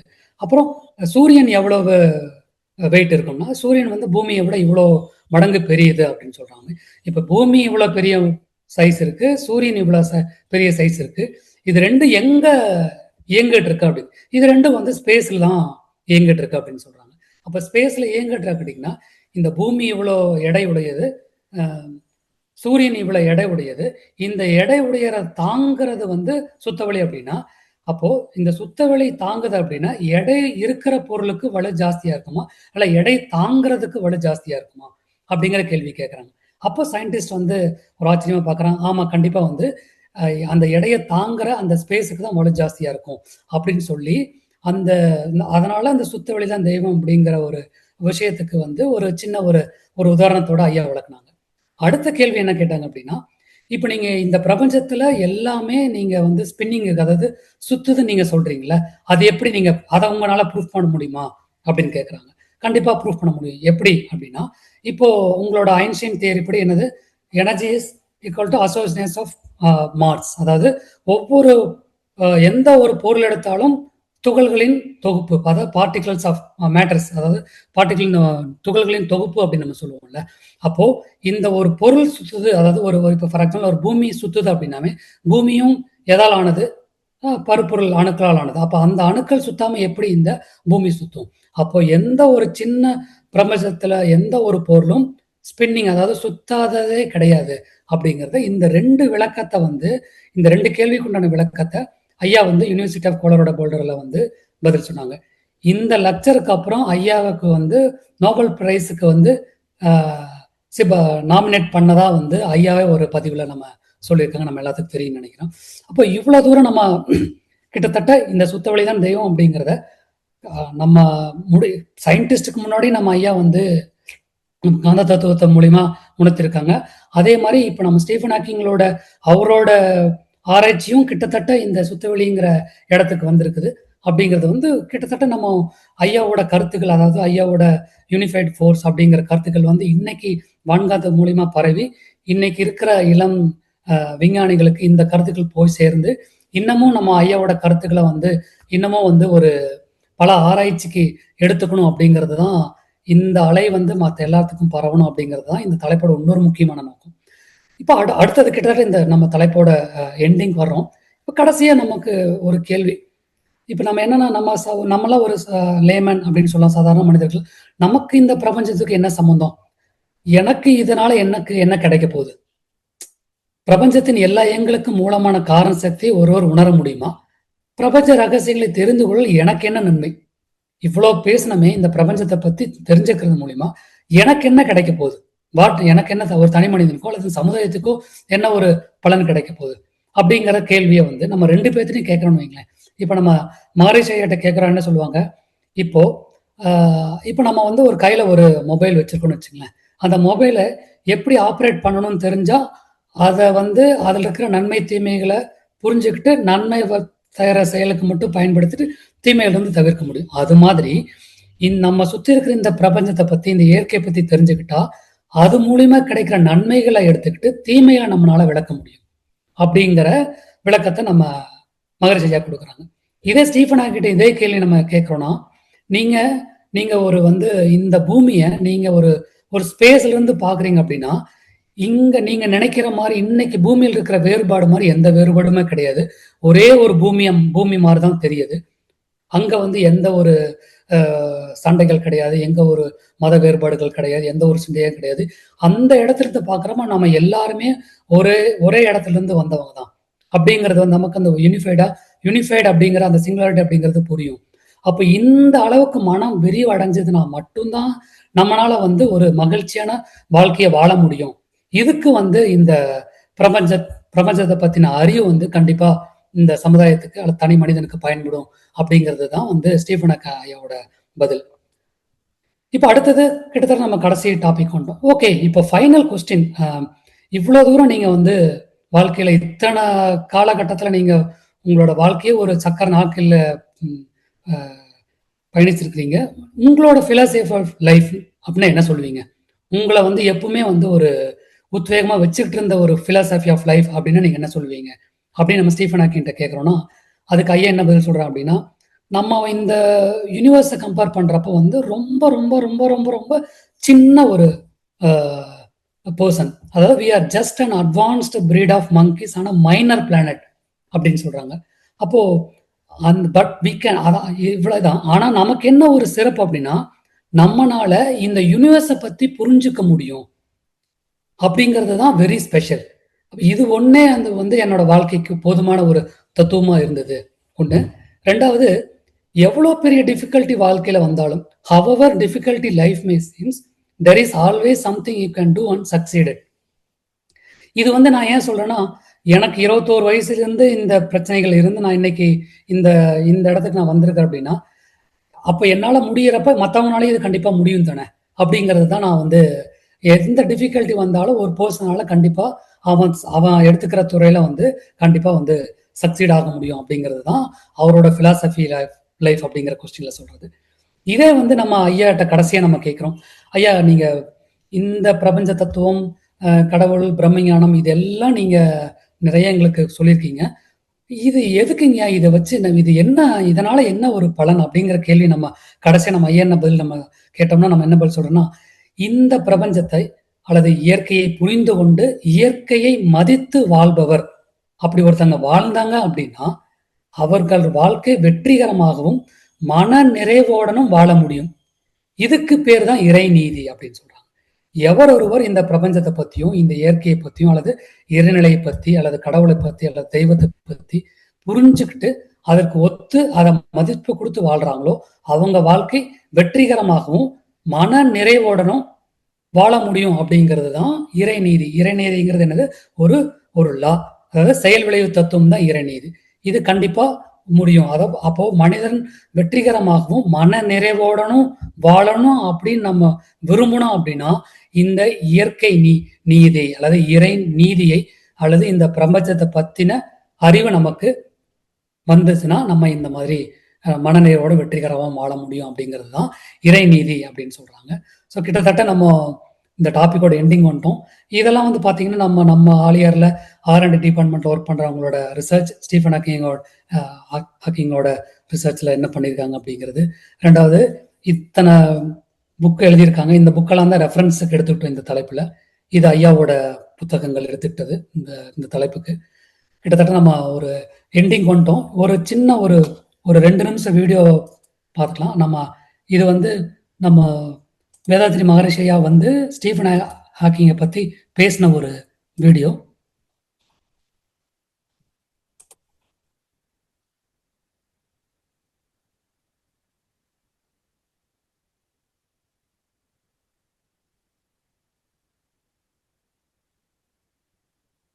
இந்த விஞ்ஞான துறையில நீண்ட காலம் தன்னுடைய வாழ்வையே அர்ப்பணித்து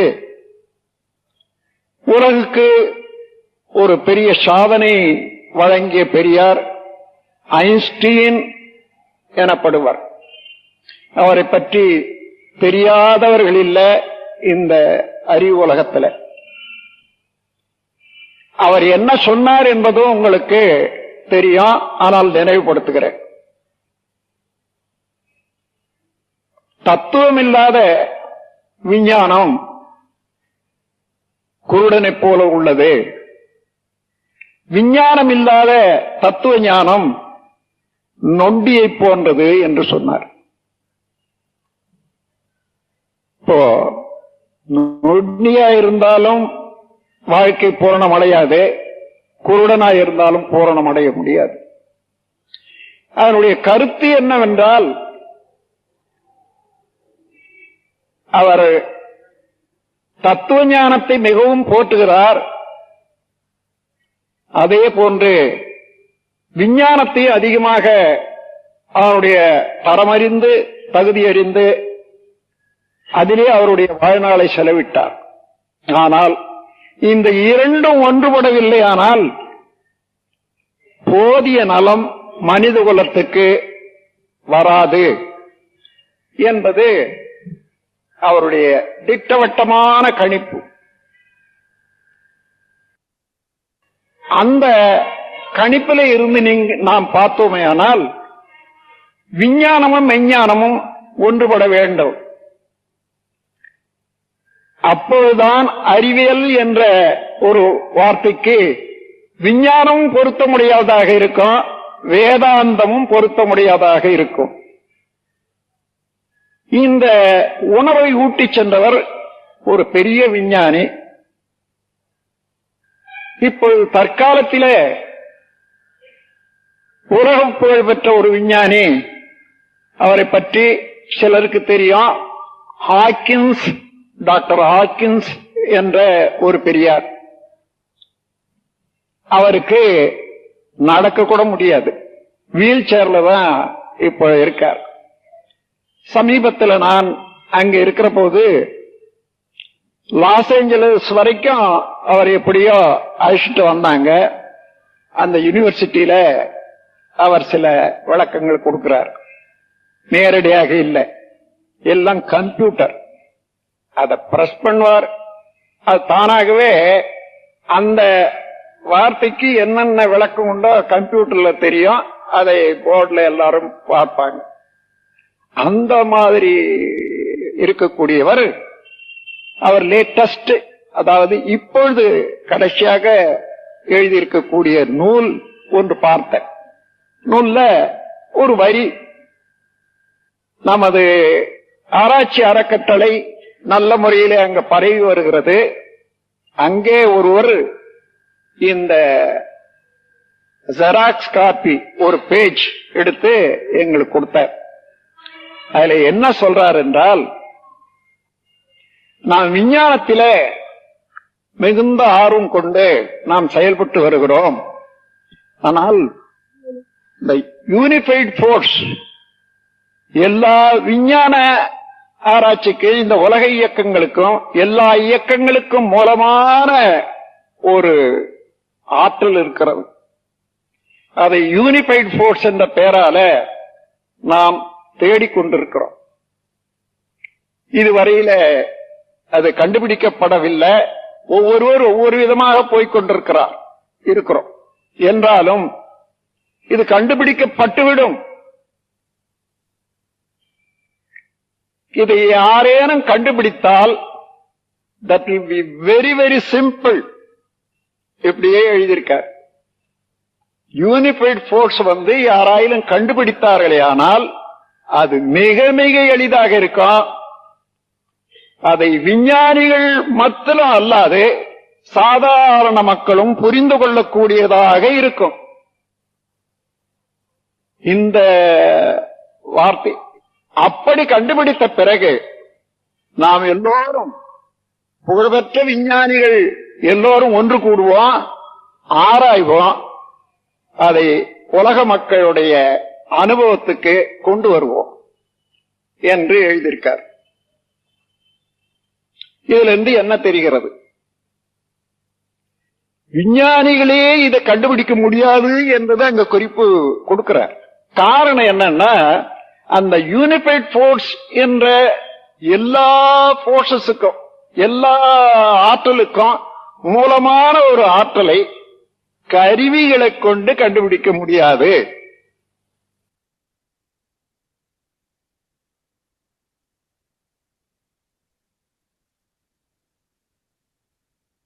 இப்ப நம்ம பார்த்தது நம்ம ஸ்டீஃபன் ஹாக்கிங் ஐயாவை பத்தி நம்ம மகரிஷி ஐயா சொன்னதே நம்ம பார்த்தோம்.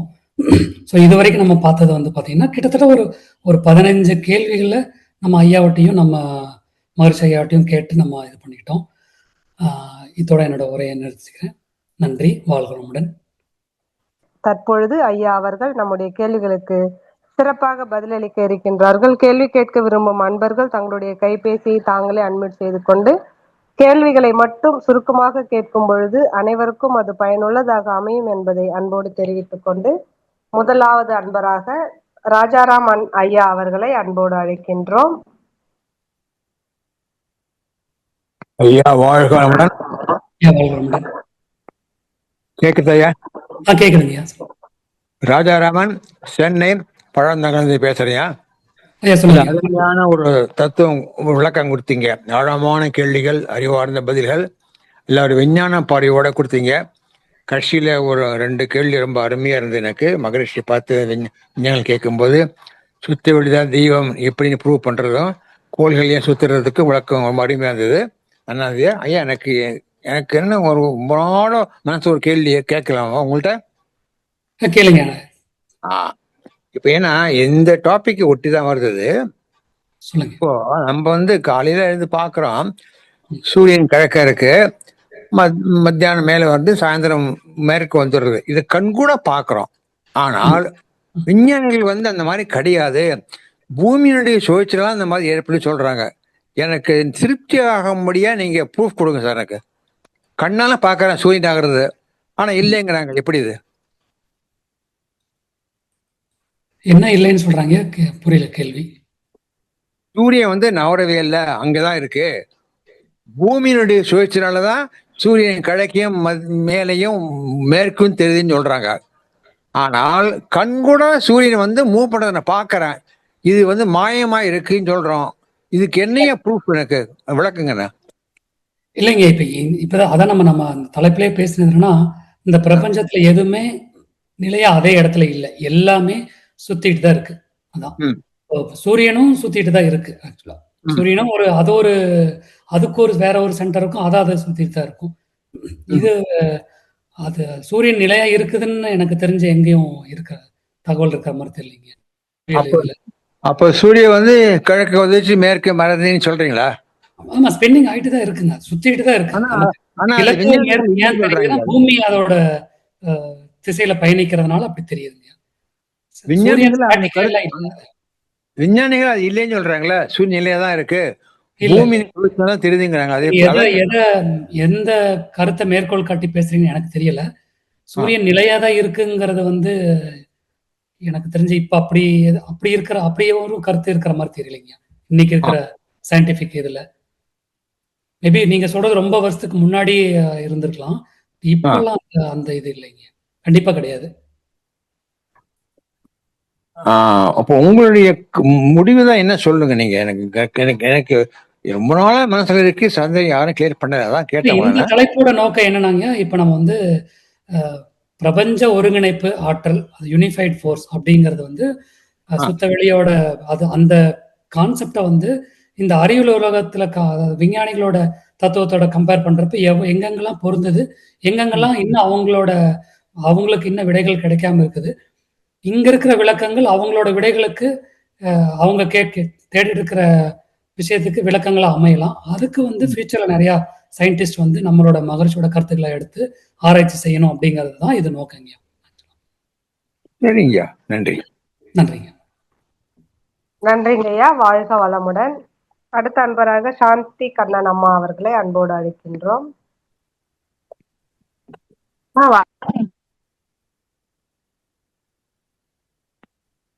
அம்மா, உங்களுக்கு அன்மியூட் கொடுத்துருக்கோமா? மறுபடியும் மியூட் ஆயிடுச்சு பாருங்கம்மா. அன்மியூட் பண்ணிட்டு பேசுங்கம்மா. ஆயிடுச்சுமா. வாழ்க்கை வளமுடன் ஐயா. ஐயா, அவ்வளவு அற்புதமா இருந்தது. இது ஒரு வாட்டி மட்டும் கேட்க முடியாது, இன்னும் 2 தடவை கேட்டாதான் எனக்கு எல்லாம் புரியுங்க. அவ்வளவு இதா இருக்கு. ரொம்ப சந்தோஷமா இருக்கு. இந்த பிரபஞ்சத்தை பத்தியே உள்வாங்கறதுக்கு ஒரு வாய்ப்பா கிடைச்சது எனக்கு. ரொம்ப நன்றி சொல்லதாயா வாங்கல நான் கூப்பிட்டேன். ரொம்ப நன்றியா. நன்றி. நீங்க சொன்ன மாதிரி ஒரு டயத்துல இதை வந்து நம்ம புரிஞ்சுக்கிறது கொஞ்சம் கஷ்டம் தான். அதனாலதான் கேள்விகள் மூலியமா ட்ரை பண்ணலாம்னு பார்த்தேன். தெரியல எவ்வளவு தூரம். ஆனா அவ்வளவு நல்லா இருந்தது. யாரா ஐன்ஸ்டீன் கேட்கிற கேள்வி, மகரிஷி கேட்கிற கேள்வி மாத்தி மாத்தி சொல்லும் போது கொஞ்சம் வந்து நல்லா உள்வாங்கி கேட்டாதான் நல்லா புரியும். இன்னும் 2-3 தடவை கேட்கிற மாதிரிதான் இருக்கனால ரொம்ப அருமை ஐயா, அருமை. ஒரு பிரபஞ்சத்தோட ரகசியமே எப்படி இருக்குங்கிறத புரிஞ்சுக்க முடிஞ்சதுயா இன்னைக்கு எனக்கு. ரொம்ப நன்றி ஐயா. நன்றி நன்றி. வாழ்க வளமுடன் அம்மா. நன்றி அம்மா. நன்றிகள் அம்மா. வாழ்க வளமுடன். மதன் மோகன் ஐயா அவர்களை அன்போடு அழைக்கின்றோம். வாய்ப்பு நன்றி அம்மா. வாழணும்மா ஐயா. வாழணும் ஐயா. ஐயா, இப்ப இயற்கையை வந்து நீங்க சொன்ன மாதிரி நம்ம இதெல்லாம் தெரிஞ்சுட்டு என்ன செய்ய போறோம்னு ஒரு எண்ணம் வந்துச்சுங்கய்யா. இயற்கையை அறிந்து புரிந்து தெளிந்து மதித்து நடந்தோமா மகிழ்ச்சியா வாழலாம். அன்பும் கருணையோடும் பிறகு துன்பம் தராமல் துன்பம் போக்கி அதான் தொண்டாற்றி வாழ்ந்தா நம்ம மகிழ்ச்சியா வாழலாம் சொல்லியிருக்கீங்க. ரொம்ப அருமையா இருந்தது அது. அதே போல நம்ம வந்து வேற்று உலக மனிதர்கள் வந்து அவங்க தான் மகர்கள் இல்லையா, சித்தர்கள் ஏலியன்ஸ் சொல்றோமே, நம்ம சித்தர்கள் மகான்கள் தான் ஏலியன்ஸ் ஆங்கய்யா. அவங்களோட தொடர்பு கொண்ட நமக்கு தான் ஆபத்துங்கிற மாதிரி சொல்றாங்க. ஏலியன்ஸ் பத்தின விளக்கங்கள் நமக்கு எனக்கு அவ்வளவா தெரியாது. சித்தர்கள் மகான்களா நம்ம ஏலியன்ஸ் எல்லாம் சொல்ல முடியாதுங்க. சித்தர்கள் மகான்களை நம்ம எப்படி புரிஞ்சுக்கலாம்னா இறை உணர்வு பெற்றவர்கள், அதாவது இறை உணர்வு பெற்றவர்கள். அதுதான். சரிங்க சரிங்க. இந்த காலத்துல காசே தான் கடவுள் இருக்காங்க. ஆனா நம்ம இயற்கையை அறிந்து புரிந்து நடந்தாலும் நம்ம நிம்மதி கிடைக்கும், மகிழ்ச்சியா இருக்கா சொல்றீங்க. ரொம்ப நன்றி ஐயா. வாய்ப்பு நன்றி அம்மா. நன்றிங்க அம்மா. வாழணும்மா. வாய்ப்பு நன்றி அம்மா. நன்றி ஐயா. வாழ்க வளமுடன். அடுத்த அன்பராக உமையால் அம்மா அவர்களை அன்போடு அழைக்கின்றோம்.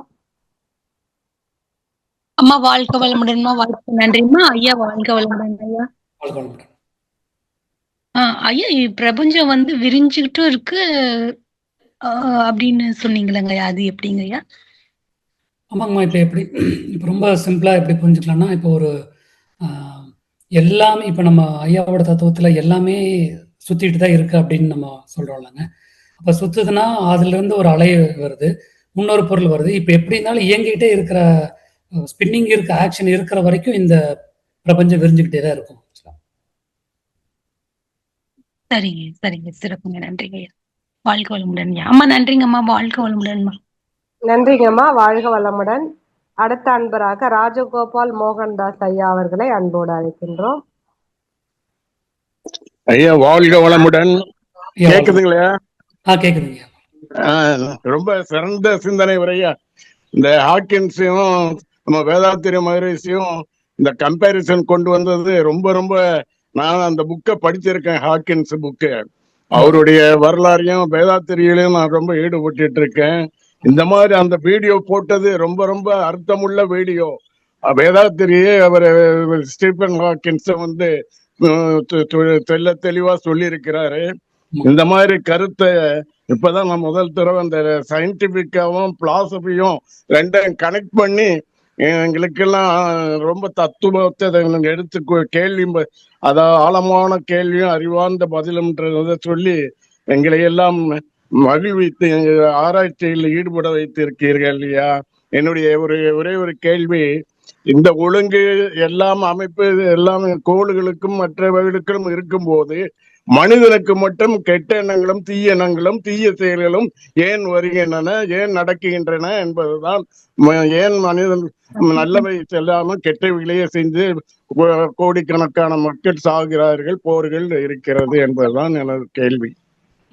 அதுக்கும் நம்ம ஐயாவோட தத்துவத்துல இருந்து தான் பதில் பார்க்கணும். எப்படின்னா, நம்ம மனிதனா இருக்கோம்னா நம்ம மனிதனா அப்படியே டைரக்டா மனிதனா வந்துடல, உயிர்களோட பரிணாமத்திலிருந்து தான் வந்திருக்கோம். அப்ப எல்லாத்தோட பதிவும் நம்ம கிட்ட இருக்கதான் செய்யும். இப்ப எப்படி ஒவ்வொரு உயிரினத்துக்கும் ஒவ்வொரு சென்ஸ் வந்து ஷார்ப்பா இருக்கு. இப்போ வந்து தொடுர் உணர்வு இருக்கிற உயிரினத்துக்கு வந்து அந்த தொடுர் உணர்வு ஷார்ப்பா இருக்கும். அதே மாதிரி இருக்கிற உயிரினத்துக்கு அந்தந்த உணர்வு ஷார்ப்பா இருக்கும். இப்ப நமக்கு முன்னாடியே வந்து ஒரு ஒரு ஒரு நிலநடுக்கத்தை உணர ஒரு மிருகத்தால முடியுது. அது மாதிரி எப்ப நம்ம மனிதர்களோட 6வது அறிவு எப்போ நம்ம ஷார்ப் ஆகுதோ அது வரைக்கும் இந்த இது இருக்கத்தான் செய்யும். அதுக்காக தான் நம்ம மகர்ஷியோட ஐயாவோட பயிற்சிகள் அத்தனையுமே நம்மளோட 6வது அறிவை உயர்த்துறதுக்கு தான். அந்த 6வது அறிவு எப்போ உயருதோ அப்பதான் வந்து இந்த தீமைகள் எல்லாம் கொஞ்சம் கொஞ்சமா போகும். அதுக்கு நம்ம வெயிட் பண்ண வேண்டியதில்லை. இந்த வேதாத்திர தத்துவங்கள் எந்த அளவுக்கு மனித குலத்துக்கு ஸ்ப்ரெட் ஆகுதோ அந்த அளவுக்கு அது சீக்கிரமா சரியாகும். இதான். ரொம்ப நன்றி ஐயா. உங்களுடைய சிந்தனை உரை நீங்க வாழ்க வளமுடன் ஐயா. நல்ல உங்க தொண்டு மேல்மேலும் திறக்கவும் வாழ்த்துகிறேன் ஐயா. வாழ்க வளமுடன். வாழ்க வளமுடன். வாழ்க வளமுடன். கலைமதி அம்மா அவர்களை அன்போடு அழைக்கின்றோம். வாழ்க வளமுடன் அம்மா. அம்மா வணக்கம் அம்மா. ஐயா வணக்கம் ஐயா. உங்க உரை ரொம்ப நல்லா இருந்ததுங்க ஐயா. அதாவது தெரியாத விஷயங்கள் எல்லாம் தெரிஞ்சிட்டோங்க ஐயா. அவரு அவர் பேர் எனக்கு சொல்லுங்க ஐயா, அது வாயில வர மாட்டேன். Stephen Hawkins. அவரு வெறும் கண்ணால இல்ல மைக்ரோஸ்கோப் அப்படி டெலஸ்கோப் அப்படி பார்த்து இந்த கருந்துளையெல்லாம் கண்டுபிடிச்சிருங்களா? எப்படி கண்டுபிடிச்சாருங்க ஐயா? அவங்க படிச்சது அது சம்பந்தமா தான். அதாவது பிசிக்ஸ் படிச்சிருக்காங்க. அதுக்கப்புறம் இந்த காஸ்மாலஜி, அதாவது இந்த வானியல் பிரபஞ்ச துறையில தான் அவங்களோட பிஹெச்டி பண்ணாங்க. அவரோட பிஹெச்டியோட தீசிஸே வந்து இந்த யூனிவர்ஸ் பிரபஞ்சம் expanding, how the universe is expanding அப்படிங்கறது அவர் எடுத்துக்கிட்ட ஆய்வே ஆக்சுவலா. சரிங்க ஐயா. இப்ப இவரு ராஜாராமன் ஐயா கேள்வி கேட்டாங்க, கிழக்குல உதிக்கிறதே மேற்குல மறையிறது, ஆனா நான் கண்ணால பாக்குறேன் பூமி தானே சுத்துதுன்னு சொல்றாங்க அப்படின்னு சொன்னாங்க. ஒரு பொருள் வந்து அது நகர்லனா கூட நாம நகர்ந்தா அந்த பொருள் நகர மாதிரி தோணும். அது சின்ன வயசுலயே பசங்களுக்கு சொல்லி கொடுத்த ஒன்றுதான். அதோட சூரியனும் நகருது, வடக்குல இருந்து தெற்கு, தெற்குல இருந்து வடக்கு. இப்ப தை 1ஆம் தேதி ஆரம்பிச்சா அது வடக்குல இருந்து தெற்கு நோக்கி பயணம் பண்ணும். அப்ப சித்திரை 1ஆம் தேதி தான் கரெக்டா அது கிழக்குல இருக்கும். அதுக்கு அடுத்து மறுபடியும் டிராவல் பண்ணி தெற்குக்கு போயிடும். அதுக்கு கரெக்டா 6 மாசம் ஆயிடுங்கய்யா. அதுக்கப்புறம் வர்றது வந்து தட்சிணாயானம் சொல்லிட்டு தெற்கு நோக்கி மறுபடியும் பிரயாணம் பண்ணும். அதனாலதான் தை அமாவாசை, ஆடி அமாவாசை இதெல்லாம் சிறப்பா சொல்றாங்க. சூரியனும் நகர்ந்துகிட்டு இருக்கு, ஆனா அது நகர் வந்து வடக்குல இருந்து தெற்கு, தெற்குல இருந்து வடக்கு. ஆக்சுவலி பூமி வந்து சுத்திக்கிட்டே இருக்கிறதுனால கிழக்கும் மேற்கும் தோன்றது நம்மளுடைய மாயை தான். கிழக்கு ஒண்ணு மேற்குன்றதே கிடையாது. வடக்கு தெற்கு வச்சுதான் நம்மளால ஒரு திசைய, ஒரு பொருள், அதனுடைய ஈர்க்கும் சக்தி, விளக்கும் சக்தி எல்லாமே வடக்கு தெற்கு பத்தி தான் ஐயா நிறைய வந்தது. அத சொல்லணும்னு நினைச்சேன். எந்த அளவுக்கு சரியா இருக்குன்னு தெரியல. ஆனா எனக்கு அவ்வளவா வடக்கு தெற்கு என்னோட என்னோட இந்த டாபிக் வந்து இது ஐயாவோட 2 கருத்துக்களை வந்து இது பண்றதுதான். நீங்க சொன்ன விளக்கம் ரொம்ப பயனுள்ளதா இருக்கும். நன்றி. சூரியனும் வடக்கு தெற்கு பயணம் பண்ணிட்டே தாங்க ஐயா இருக்கு. நன்றிங்க ஐயா. அம்மா நன்றிங்கம்மா. வாழ்க வளமுடன். நன்றிங்கம்மா, வாழ்க வளமுடன். அடுத்த அன்பராக கிருபாநிதி அம்மா அவர்களை அன்போடு அழைக்கின்றோம். வாழ்க வளமுடன் கிருபாநிதி அம்மா. வாழ்க வளமுடன் ஐயா. வாழ்க வளமுடன் ஐயா. வாழ்க வளமுடன். நான் வெளியே இருக்கேன். அப்ப கூட உங்க பேச்சுக்காக ஒரு பக்கம் ஒண்டி இருந்ததை கேட்டுட்டு இருக்கேன். ஐயா நன்றி, ரொம்ப சிறப்பு. ஆனா உங்க மகத்தை பார்த்தோன்னு உங்க பேரு சுவாமிநாதன் எனக்கு நினப்பு வந்ததுயா. அது முன்னாடி என்னமோ தெரியல, அப்படி மனசுல போயிருந்தீங்கன்னா ஐயா பேரை மாத்திருக்கான் அப்படி கூட தோணுச்சுயா. நன்றி, வாழ்க வளமுடன் ஐயா. இப்ப நீங்க 2 ஐயாவையும் ஒப்பிட்டு பேசுறது உங்களுடைய எல்லா தலைப்புமே அப்படிதான். இப்ப கருந்துளைன்னு எதை அவர் கண்டுபிடிச்சது, நம்ம மகரிஷி சொன்னது சுத்தவெளி. கருந்துளைங்கிறத ஐயா எப்படி குறிப்பிடுறாங்க? அதாவது அந்த அலை மோதுறதா, சுழற்சியா, எதை பத்தி ஐயா சொல்றாங்க? அம்மா, நம்ம இந்த பஞ்சபூத நவகிரகத்துல ஐயா நம்ம சொல்லியிருப்பாங்க பாத்தீங்களா, சூரியனோட மையத்தில் அதோட அணுக்கள் வந்து எங்கேயும் போக முடியாம அது ஒரு கருந்துளையா மாறுது. அந்த கருந்துளையோட ஒரு அலை வந்து அதுதான்.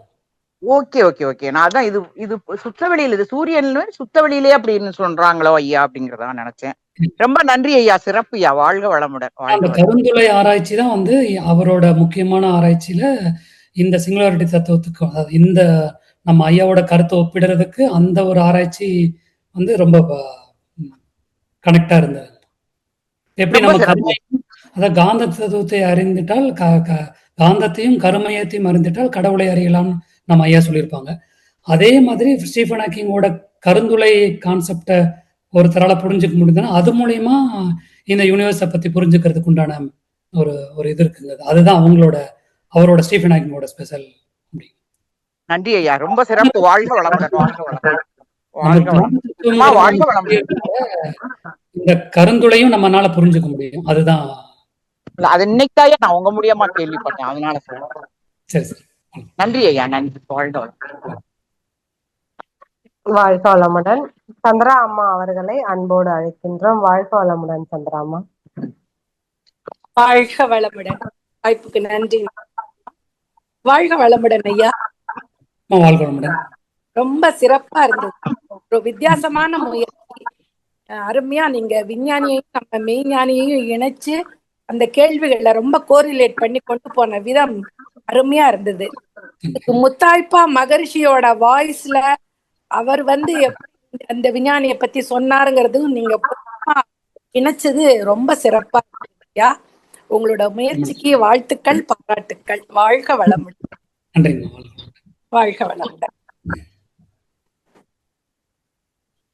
நன்றிகள் அம்மா, வாழ்க வளமுடன். அடுத்த அன்பராக அருள்நிதி இந்திராணி அம்மா அவர்களை அன்போடு அழைக்கின்றோம். வாழ்க வளமுடன்மா. நன்றி அம்மா. வாழ்க வளமுடன் ஐயா.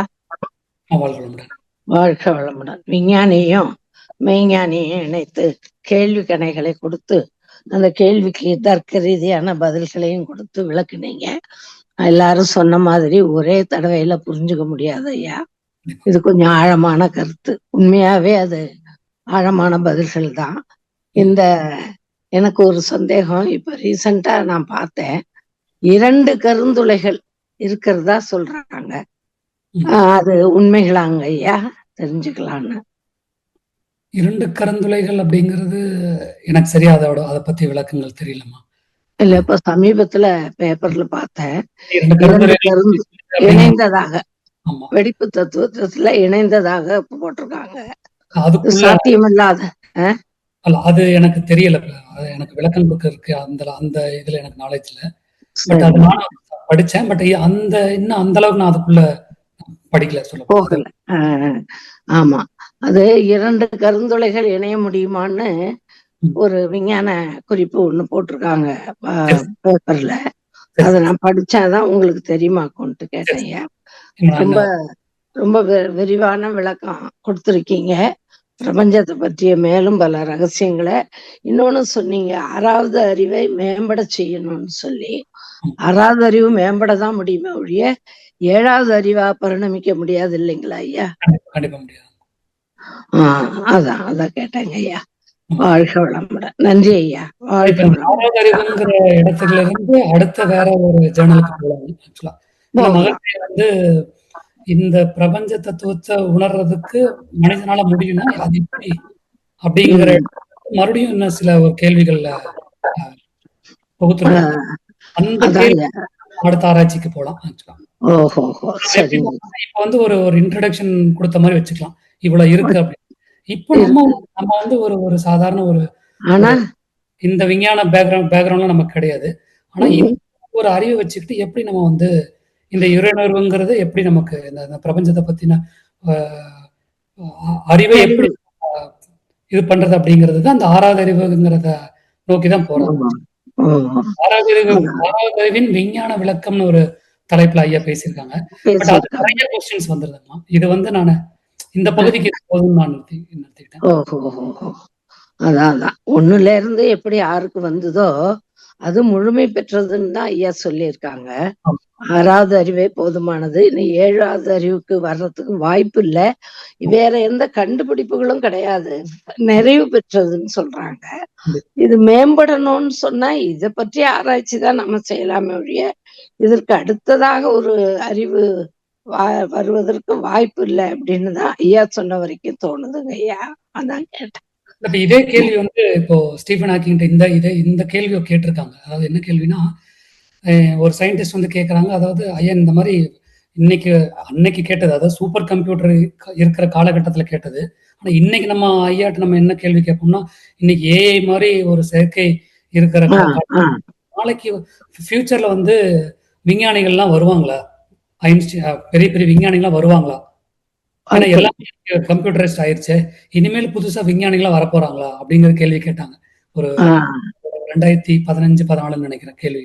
இன்னைக்கு அந்த கேள்வி இருக்கு. ஐயா என்ன பதில் சொல்றாருன்னா, நீங்க வந்து சூப்பர் கம்ப்யூட்டரோ ஏஐயோ என்ன வேணா வச்சு இருக்கலாம். ஆனா மனிதனுக்கு இருக்கிற கற்பனை திறனும் மனிதனுக்கு இருக்கிற விஷயமும் அதோட கம்பேர் பண்றப்ப ரொம்ப சொற்பமானதுதான். அதனால இன்னும் வருங்காலத்துல ஐன்ஸ்டைன் போல நியூட்டன் போல விஞ்ஞானிகள் கண்டிப்பா இந்த உலகத்துக்கு வருவாங்க அப்படின்னு சொல்லியிருக்காங்க. ஆமா ஐயா, நிச்சயமா ஐயா. எனக்கு வந்து தோணுது என்னன்னா, இந்த வேதாத்திரிய கருத்துக்களை உள்வாங்கி நம்மளோட, அதாவது இந்த யங் ஜெனரேஷன்ஸ் வந்து இந்த கருத்துக்களை உள்வாங்கி அடுத்த அவங்களோட படிப்புக்கு போறப்ப இந்த அறிவு அவங்களுக்கு பயன்பட்டு அவங்களோட பிஹெச்டி அந்த மாதிரி போறப்ப வந்து நம்மளோட ஐயாவோட கருத்துக்களை வந்து விஞ்ஞான உலகத்துக்கு போறதுக்கு நிச்சயமா நடக்குங்க ஐயா. அத விஞ்ஞானிகள் தோன்றலாம், பல விஞ்ஞானிகள் தோன்றலாம். ஆனா நம்முடைய சாமிஜி மாதிரி ஒரு விஞ்ஞானி தோன்றுவது கடினம். மெய்ஞானியான சாமிஜியுடைய கருத்துக்களை ஊர்ஜிதப்படுத்துவதற்கு பல விஞ்ஞானிகள் தோன்றலாம்னு எனக்கு தோணுது ஐயா. எனக்கு ஒரு எளிமையான அதை இன்னும் விளக்கமா சொல்லி மெய் அப்படிங்கிறத நிரூபிக்கிறதுக்கான விஞ்ஞானிகள் தோன்றதுக்கு நிறைய வாய்ப்பு உண்டுன்னு நினைக்கிறேன் ஐயா. நிறைய வாய்ப்பு. இப்ப நிறைய நம்ம நிகழ்ச்சிகளே கிட்டத்தட்ட இது இப்ப நம்ம ஆலியால் நடந்த அந்த ரிசர்ச் வேதாத்திரிய கருத்தரங்கு, ஆராய்ச்சி கருத்தரங்குமே அது வந்து ரொம்ப முக்கியமான விஷயமா பாக்குறேன் நான் ஆக்சுவலா. ஏன்னா அதுல நிறைய பேர் வந்து நிறைய இந்த பேரறிவு பேராற்றல் இதெல்லாம் நிறைய பேசியிருந்தாங்க. நிறைய அறிஞர்களோட கருத்துக்களை அதை வந்து இது பண்ணியிருந்தாங்க. நம்ம அந்த காந்தத்துல வான்காந்தத்துல நம்ம பேசுறது பதிஞ்சுட்டே இருக்குல்ல. இப்ப நம்ம வேதாத்திரத்துல பேச பேச கண்டிப்பா வந்து இது வந்து பயணிக்கும் அப்படிங்கிறது தான். நிச்சயமா பயணிக்கும் ஐயா. வாழ்க வளமுடன். மிக்க சரியான விளக்கம் ஐயா. வாழ்த்துக்கள். வாழ்க வளமுடன். வாழ்க வளமுடன். இப்படிப்பட்ட விஞ்ஞானத்தோடு கூடிய விளக்கங்கள் மிகவும் பயனுள்ளதா இருக்கும் ஐயா. வாழ்த்துக்கள். வாழ்க வளமுடன். வாழ்க வளமுடன் ஐயா. நன்றி அம்மா. வாழ்க வளமுடன். நன்றி அம்மா. வாழ்க வளமுடன். அடுத்த அன்பராக தனப்பிரியா அம்மா அவர்களை அன்போடு அழைக்கின்றோம். வாழ்க வளமுடன் அம்மா. வாழ்க வளமுடன் அம்மா. வாழ்க வளமுடன் ஐயா. சிறப்பான உரை ஐயா. சிந்தனையை உயர்த்திருக்கீங்க. என்னுடைய அக்கா பொண்ணு கூட இதுதான் ஸ்பேஸ் பத்தி தான் படிச்சுட்டு இருக்காங்க. நான் நவகிரகங்கள் தவம் முடிச்சோடனே அவங்களுக்கு நான் சொன்னேன், இது மாதிரி மகரிஷி ஐயாவை பத்தி சொன்னி இது பக்கம் வந்துருமா, நீ கொஞ்சம் உனக்கு நிறைய பாயிண்ட்ஸ் இதுல இருக்குன்னு. இந்த ஜூம் யூடியூப்ல அப்லோட் பண்ணோடனே நான் அவங்களுக்கு ஃபார்வர்ட் பண்றோம் ஐயா. அவங்க ரொம்ப பொறுமையானவங்க. இப்ப என்னை விட அந்த பொண்ணு வந்து ரொம்ப பொறுமையா இருப்பாங்க. இத பத்திலாம் ஆராய்ச்சி பண்றாங்க. இப்ப யங்ஸ்டர்ஸ்க்கு இத மாதிரியான ஒரு பிரசன்டேஷன் எப்படியும் ஒரு 30-40 புக்கு லைப்ரரி வெவ்வேறு இடங்களை போய் தேடி கண்டுபிடிச்சு கொண்டு வரதுக்குள்ள நீங்க முடிச்சிட்டீங்க எடுத்துட்டு வந்து. இது உங்கள் முயற்சிக்கு மிகவும் நன்றி ஐயா. இளைய சமுதாயத்துக்கு மிகவும் பயனுள்ளதாக இருக்கும். இது போன்ற தலைப்புகள்ல வருங்காலத்துல நாங்க எதிர்பார்க்கிறோம் ஐயா. அதுக்காக வாழ்த்தும் தெரிவிச்சுக்கிறேன் ஐயா. ரொம்ப நன்றி ஐயா. அதே மாதிரி எனக்கு ரொம்ப நாளா ஒரு டவுட் இருந்துச்சு. என்னன்னா, ஏன் இதெல்லாம் நான் தெரிஞ்சுக்கணும்னே இருந்தேன். ஆசிரியர் தான் நானும். ஆனாலும் படிப்பு சம்பந்தமா இது தெரிஞ்சுக்கிட்டா போதும், ஏன் பிரபஞ்ச பத்தி தெரிஞ்சுக்கணும் அப்படின்னு நீங்க அந்த லாஸ்டா பினிஷிங் பண்ணும்போது அப்படியே நச்சுன்னு இருந்துச்சு ஐயா. எனக்கு அப்படியே ஒரு லைட்டு போட்ட மாதிரி இருந்துச்சு. நான் கரெக்ட் இப்படி இதுதான் அவ்வளவு இருக்கு. ஒரு ஆசிரியர்கள் பேசும்போது நம்ம மனசுல என்ன குழப்பம் இருக்குன்னே தெரியாம இருக்குது. அப்புறம் தான் அந்த கேள்வி நீங்க சொல்லும் போது இந்த அச்சம் நமக்கும் இருக்குது, இந்த கேள்வி இருக்குதுன்னு தெரிஞ்சு இருக்குதுன்னு ஐடென்டிஃபை பண்ண உடனே அடுத்த செகண்டே நீங்க ஆன்சர் சொல்லிடுறீங்க. இதுதான் வந்து சிந்தனையை உயர்த்துதல். இப்ப தொகுப்பாளர்கள்லாம் சொல்லுவாங்க, அம்மா கூட சொல்லுவாங்க, சிந்தனையை உயர்த்தின்னுவாங்க. முதல்ல எல்லாம் ஜூம் அட்டன் பண்ணும்போதெல்லாம் நான் ஏதோ சொல்றாங்க சிந்தனையை உயர்த்தி அப்படின்னு உணரதான் ஐயா தெரியுது. நீங்க நிஜமாலுமே அனைத்து ஆசிரியர்களும் எங்கள் சிந்தனைகளை உயர்த்துகிறீர்கள். மிகவும் நன்றி ஐயா. வாய்ப்புக்கு நன்றி ஐயா. வாழ்க வளமுடன் ஐயா. வாய்ப்புக்கு நன்றி அம்மா. வாழ்க வளமுடன். நன்றி அம்மா. வாழ்க வளமுடன். அடுத்த அன்பராக ரமேஷ் திக்காராமன் ஐயா அவர்களை அன்போடு அழைக்கிறோம். வாய்ப்புக்கு நன்றி அம்மா. உரை நல்லா இருந்ததுங்க ஐயா. ரவிக்குமார் ஐயா ரொம்ப சயின்டிஃபிக்கா இருந்தது. எனக்கெல்லாம் ஒரே ஒரு அச்சம் என்னன்னாக்கா, இப்போ வேர்ல்டுல பாத்தீங்கன்னா நாசா பல நாடுகள் ஓகே அவங்களுடைய பொருளாதார ரீதியா முன்னேற்றத்துக்கு இந்த ஸ்பேஸை தான் பயன்படுத்துறாங்க. ஓகேங்களா. ஸோ அமெரிக்கா இப்படி 1969 நிலாக்கு போய் அது வந்து கிட்டத்தட்ட 61 ஒரு பிளான் போட்டு கிட்டத்தட்ட 69 பண்ணாங்க. அதுக்கப்புறம் இப்போ போய் அந்த இடத்துல பண்ணது ரொம்ப ரொம்ப எக்ஸ்பென்சிவ். அதாவது கோடி ஸ்டாப் பண்ணிட்டாங்க. போய் பிரயோஜனமே இல்லை. என்ன சாதிச்சா ஒண்ணுமே கிடையாது. ஜஸ்ட் சயின்டிபிக்கா ப்ரூவ் பண்ண மனுஷன் வந்து சந்திரன் காலை வச்சான், அவ்வளவுதான்.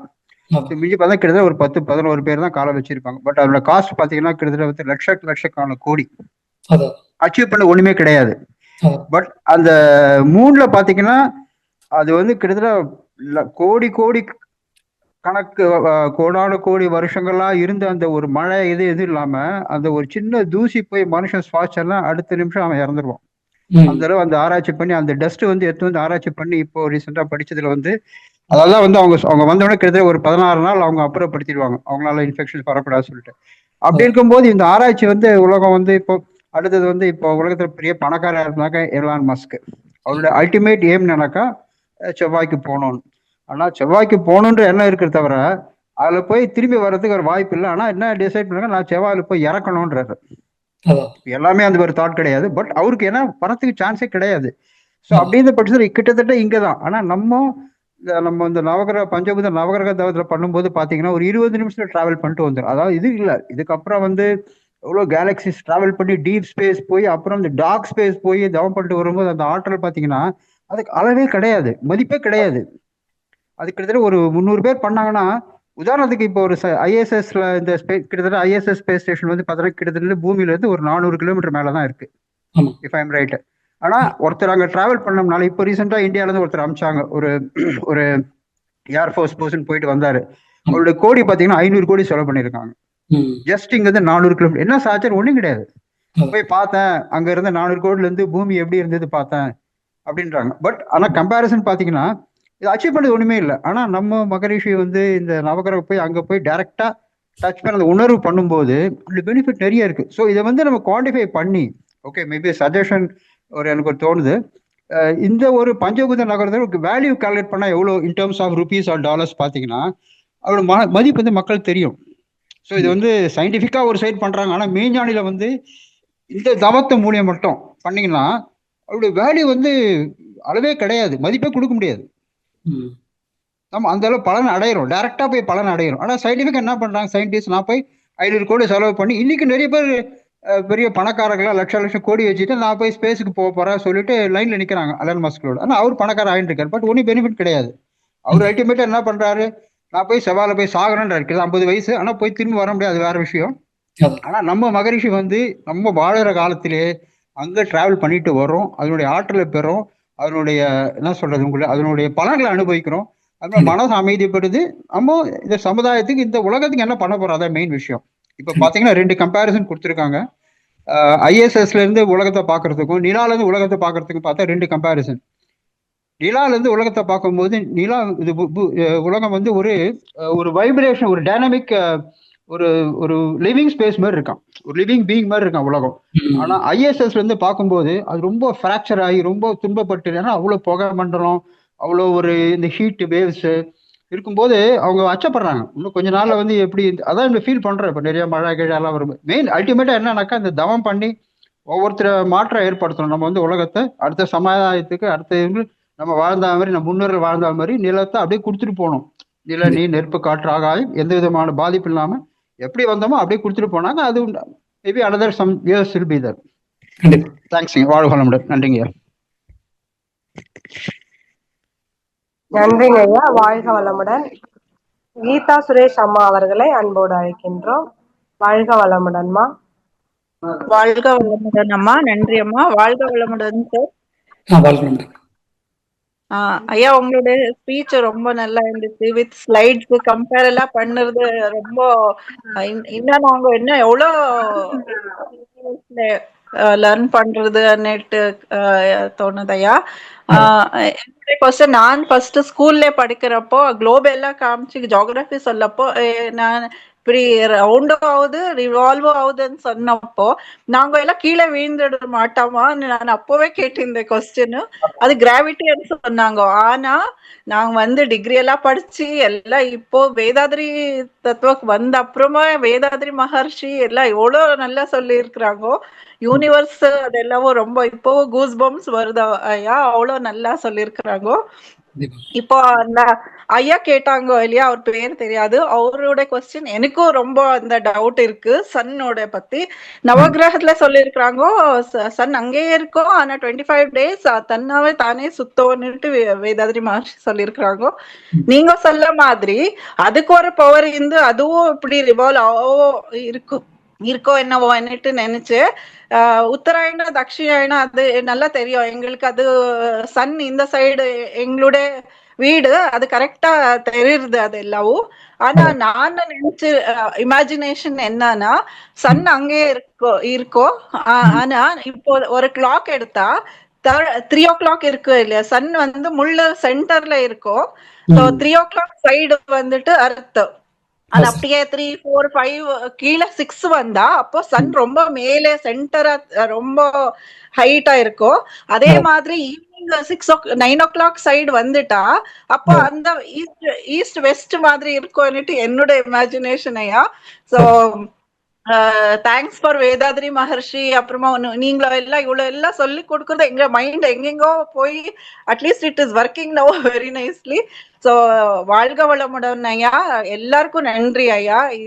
இவ்வளவு நல்லா எங்களுக்கு சும்மா வேஸ்ட் டைம் பண்றது இல்லாம இவ்வளவு எல்லாம் எங்களுக்கு இமேஜினேஷன் பண்றீங்க இல்லையா. சோ ரொம்ப தேங்க்ஸ் ஐயா. வாழ்க வளமுடன் ஐயா. நன்றிகள் அம்மா, வாழ்க வளமுடன். அடுத்த அன்பராக சாந்தி சுந்தரம் அம்மா அவர்களை அன்போடு அழைக்கின்றோம். வாய்ப்புக்கு நன்றி நாகராஜம்மா. வாழ்க வளமுடன். ஐயா ரவிக்குமார் ஐயா, வாழ்க வளமுடன் ஐயா. ரொம்ப அற்புதமான தெளிவான தேவையான ரொம்ப எங்களுக்கெல்லாம் மனதுக்குள்ள கொண்டு வந்துட்டீங்க எல்லா சிந்தனைகளையும். இறுதியாக மகான் அவர்களின் குரலை நாங்கள் அப்படியே கண்களை மூடும் போது ஆலியாரிலே எங்க கூட மகான் வந்த மாதிரி ஒரு உணர்வு எங்களுக்கு ஏற்பட்டதுங்கய்யா. ரொம்ப வித்தியாசமாக இருந்தது உங்களுடைய இந்த தொகுப்பு. அம்மா கிருபாநாதி அம்மா சொன்ன மாதிரி இத இன்னும் நாங்க நிறைய கேட்கணும், புரிஞ்சுக்கணுங்கய்யா. நிறைய விஷயங்கள் இருக்குங்கய்யா. நிறைய விஷயங்கள், தெரிந்த விஷயங்கள், தேவையான விஷயங்களை அடுக்கடுக்காக நல்ல ஒரு இதோட எங்களுக்கு கொடுத்துருக்கமைக்கு உங்களுக்கு ரொம்ப நன்றியை சொல்லிக்கிறேங்கய்யா. ஒரே ஒரு வினா, அதாவது இந்த பூமியை சுற்றி இருக்கக்கூடிய ஓசோன் லேயர் பாதிக்கப்பட்டுச்சுன்னு சொல்றாங்க. அப்படி பாதிக்கப்பட்டதுனால நம்மளுடைய சன்ல இருந்து வரக்கூடிய அல்ட்ரா வைரஸ் ரேசஸ் வந்து நமக்கு புற்றுநோயை கொடுக்கலாம், பாதிக்கலான்னு சொல்றாங்க. இப்ப இதுக்காக நம்ம தனிப்பட்ட முறையில சூரியனை வாழ்த்தும் போது நம்ம இந்த மாதிரி சூரியன்ல இருந்து வரக்கூடிய காந்தலை கதிர்கள் என் உடலுக்கும் மனதிற்கும், என் குடும்பத்தாரின் உடலுக்கும் மனதிற்கும், இந்த உலகத்தாரின் குடும்பத்திற்கும் மனதிற்கும் எல்லாருக்கும் நன்மையே செய்யுமாக வாழ்த்துவதனால் எதுவும் பலன் கண்டிப்பாக கிடைக்குமாங்கயா? இது எனக்குள்ளாக ஏற்பட்ட ஒன்று. இது ஏன் இப்படி நாளைக்கு மக்கள் எல்லாரும் நல்லா இருந்தா தானங்க அமைதி நிலைக்கு வர முடியும். எத்தனை வருஷம் ஆகுதோ இந்த தோன்றியதெல்லாம் மறையத்தான் போகிறது. ஆனால் அந்த மறையும் வரை அனைவரும் உலக அமைதி, மன அமைதியோடு இருக்கணும் அப்படின்னா உடல் ஆரோக்கியம் ரொம்ப முக்கியம். நம்மளுடைய பொல்யூஷன் காரணமாக, நம்மளுடைய இந்த சுற்றுப்புறல் சுகாதார கேடின் காரணமாக நம்ம ஓசோன் லேயரே பாதிக்கப்பட்டுருச்சு. இதுல இருந்து நாம் எப்படி விடுதலை அடைவதுன்னு நான் மகான்கிட்ட கேட்கணும்னு நினைச்சுக்கிட்டு இருந்தேன். இன்று தங்களிடம் கேட்கிறீங்க. வாழ்க வளமுடன்.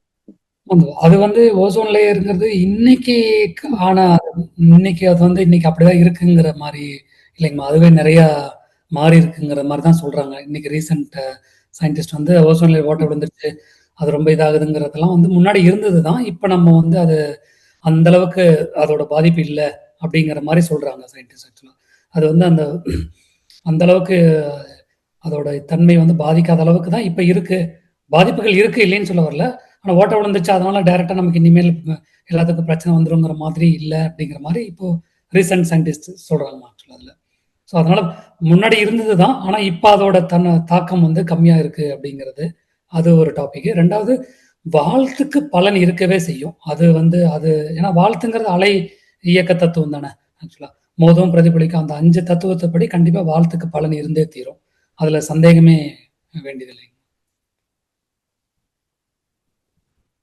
ரொம்ப நன்றிங்கய்யா. வாழ்க வளமுடன்ங்கய்யா. வாழ்த்துக்கள். உங்களுடைய சிறப்பான இந்த சிந்தனைக்கு இந்த சகோதரின் அன்பு வணக்கங்களும் வாழ்த்துக்களும் ஐயா. நன்றி. நம் கடமை அறவாழ்வின்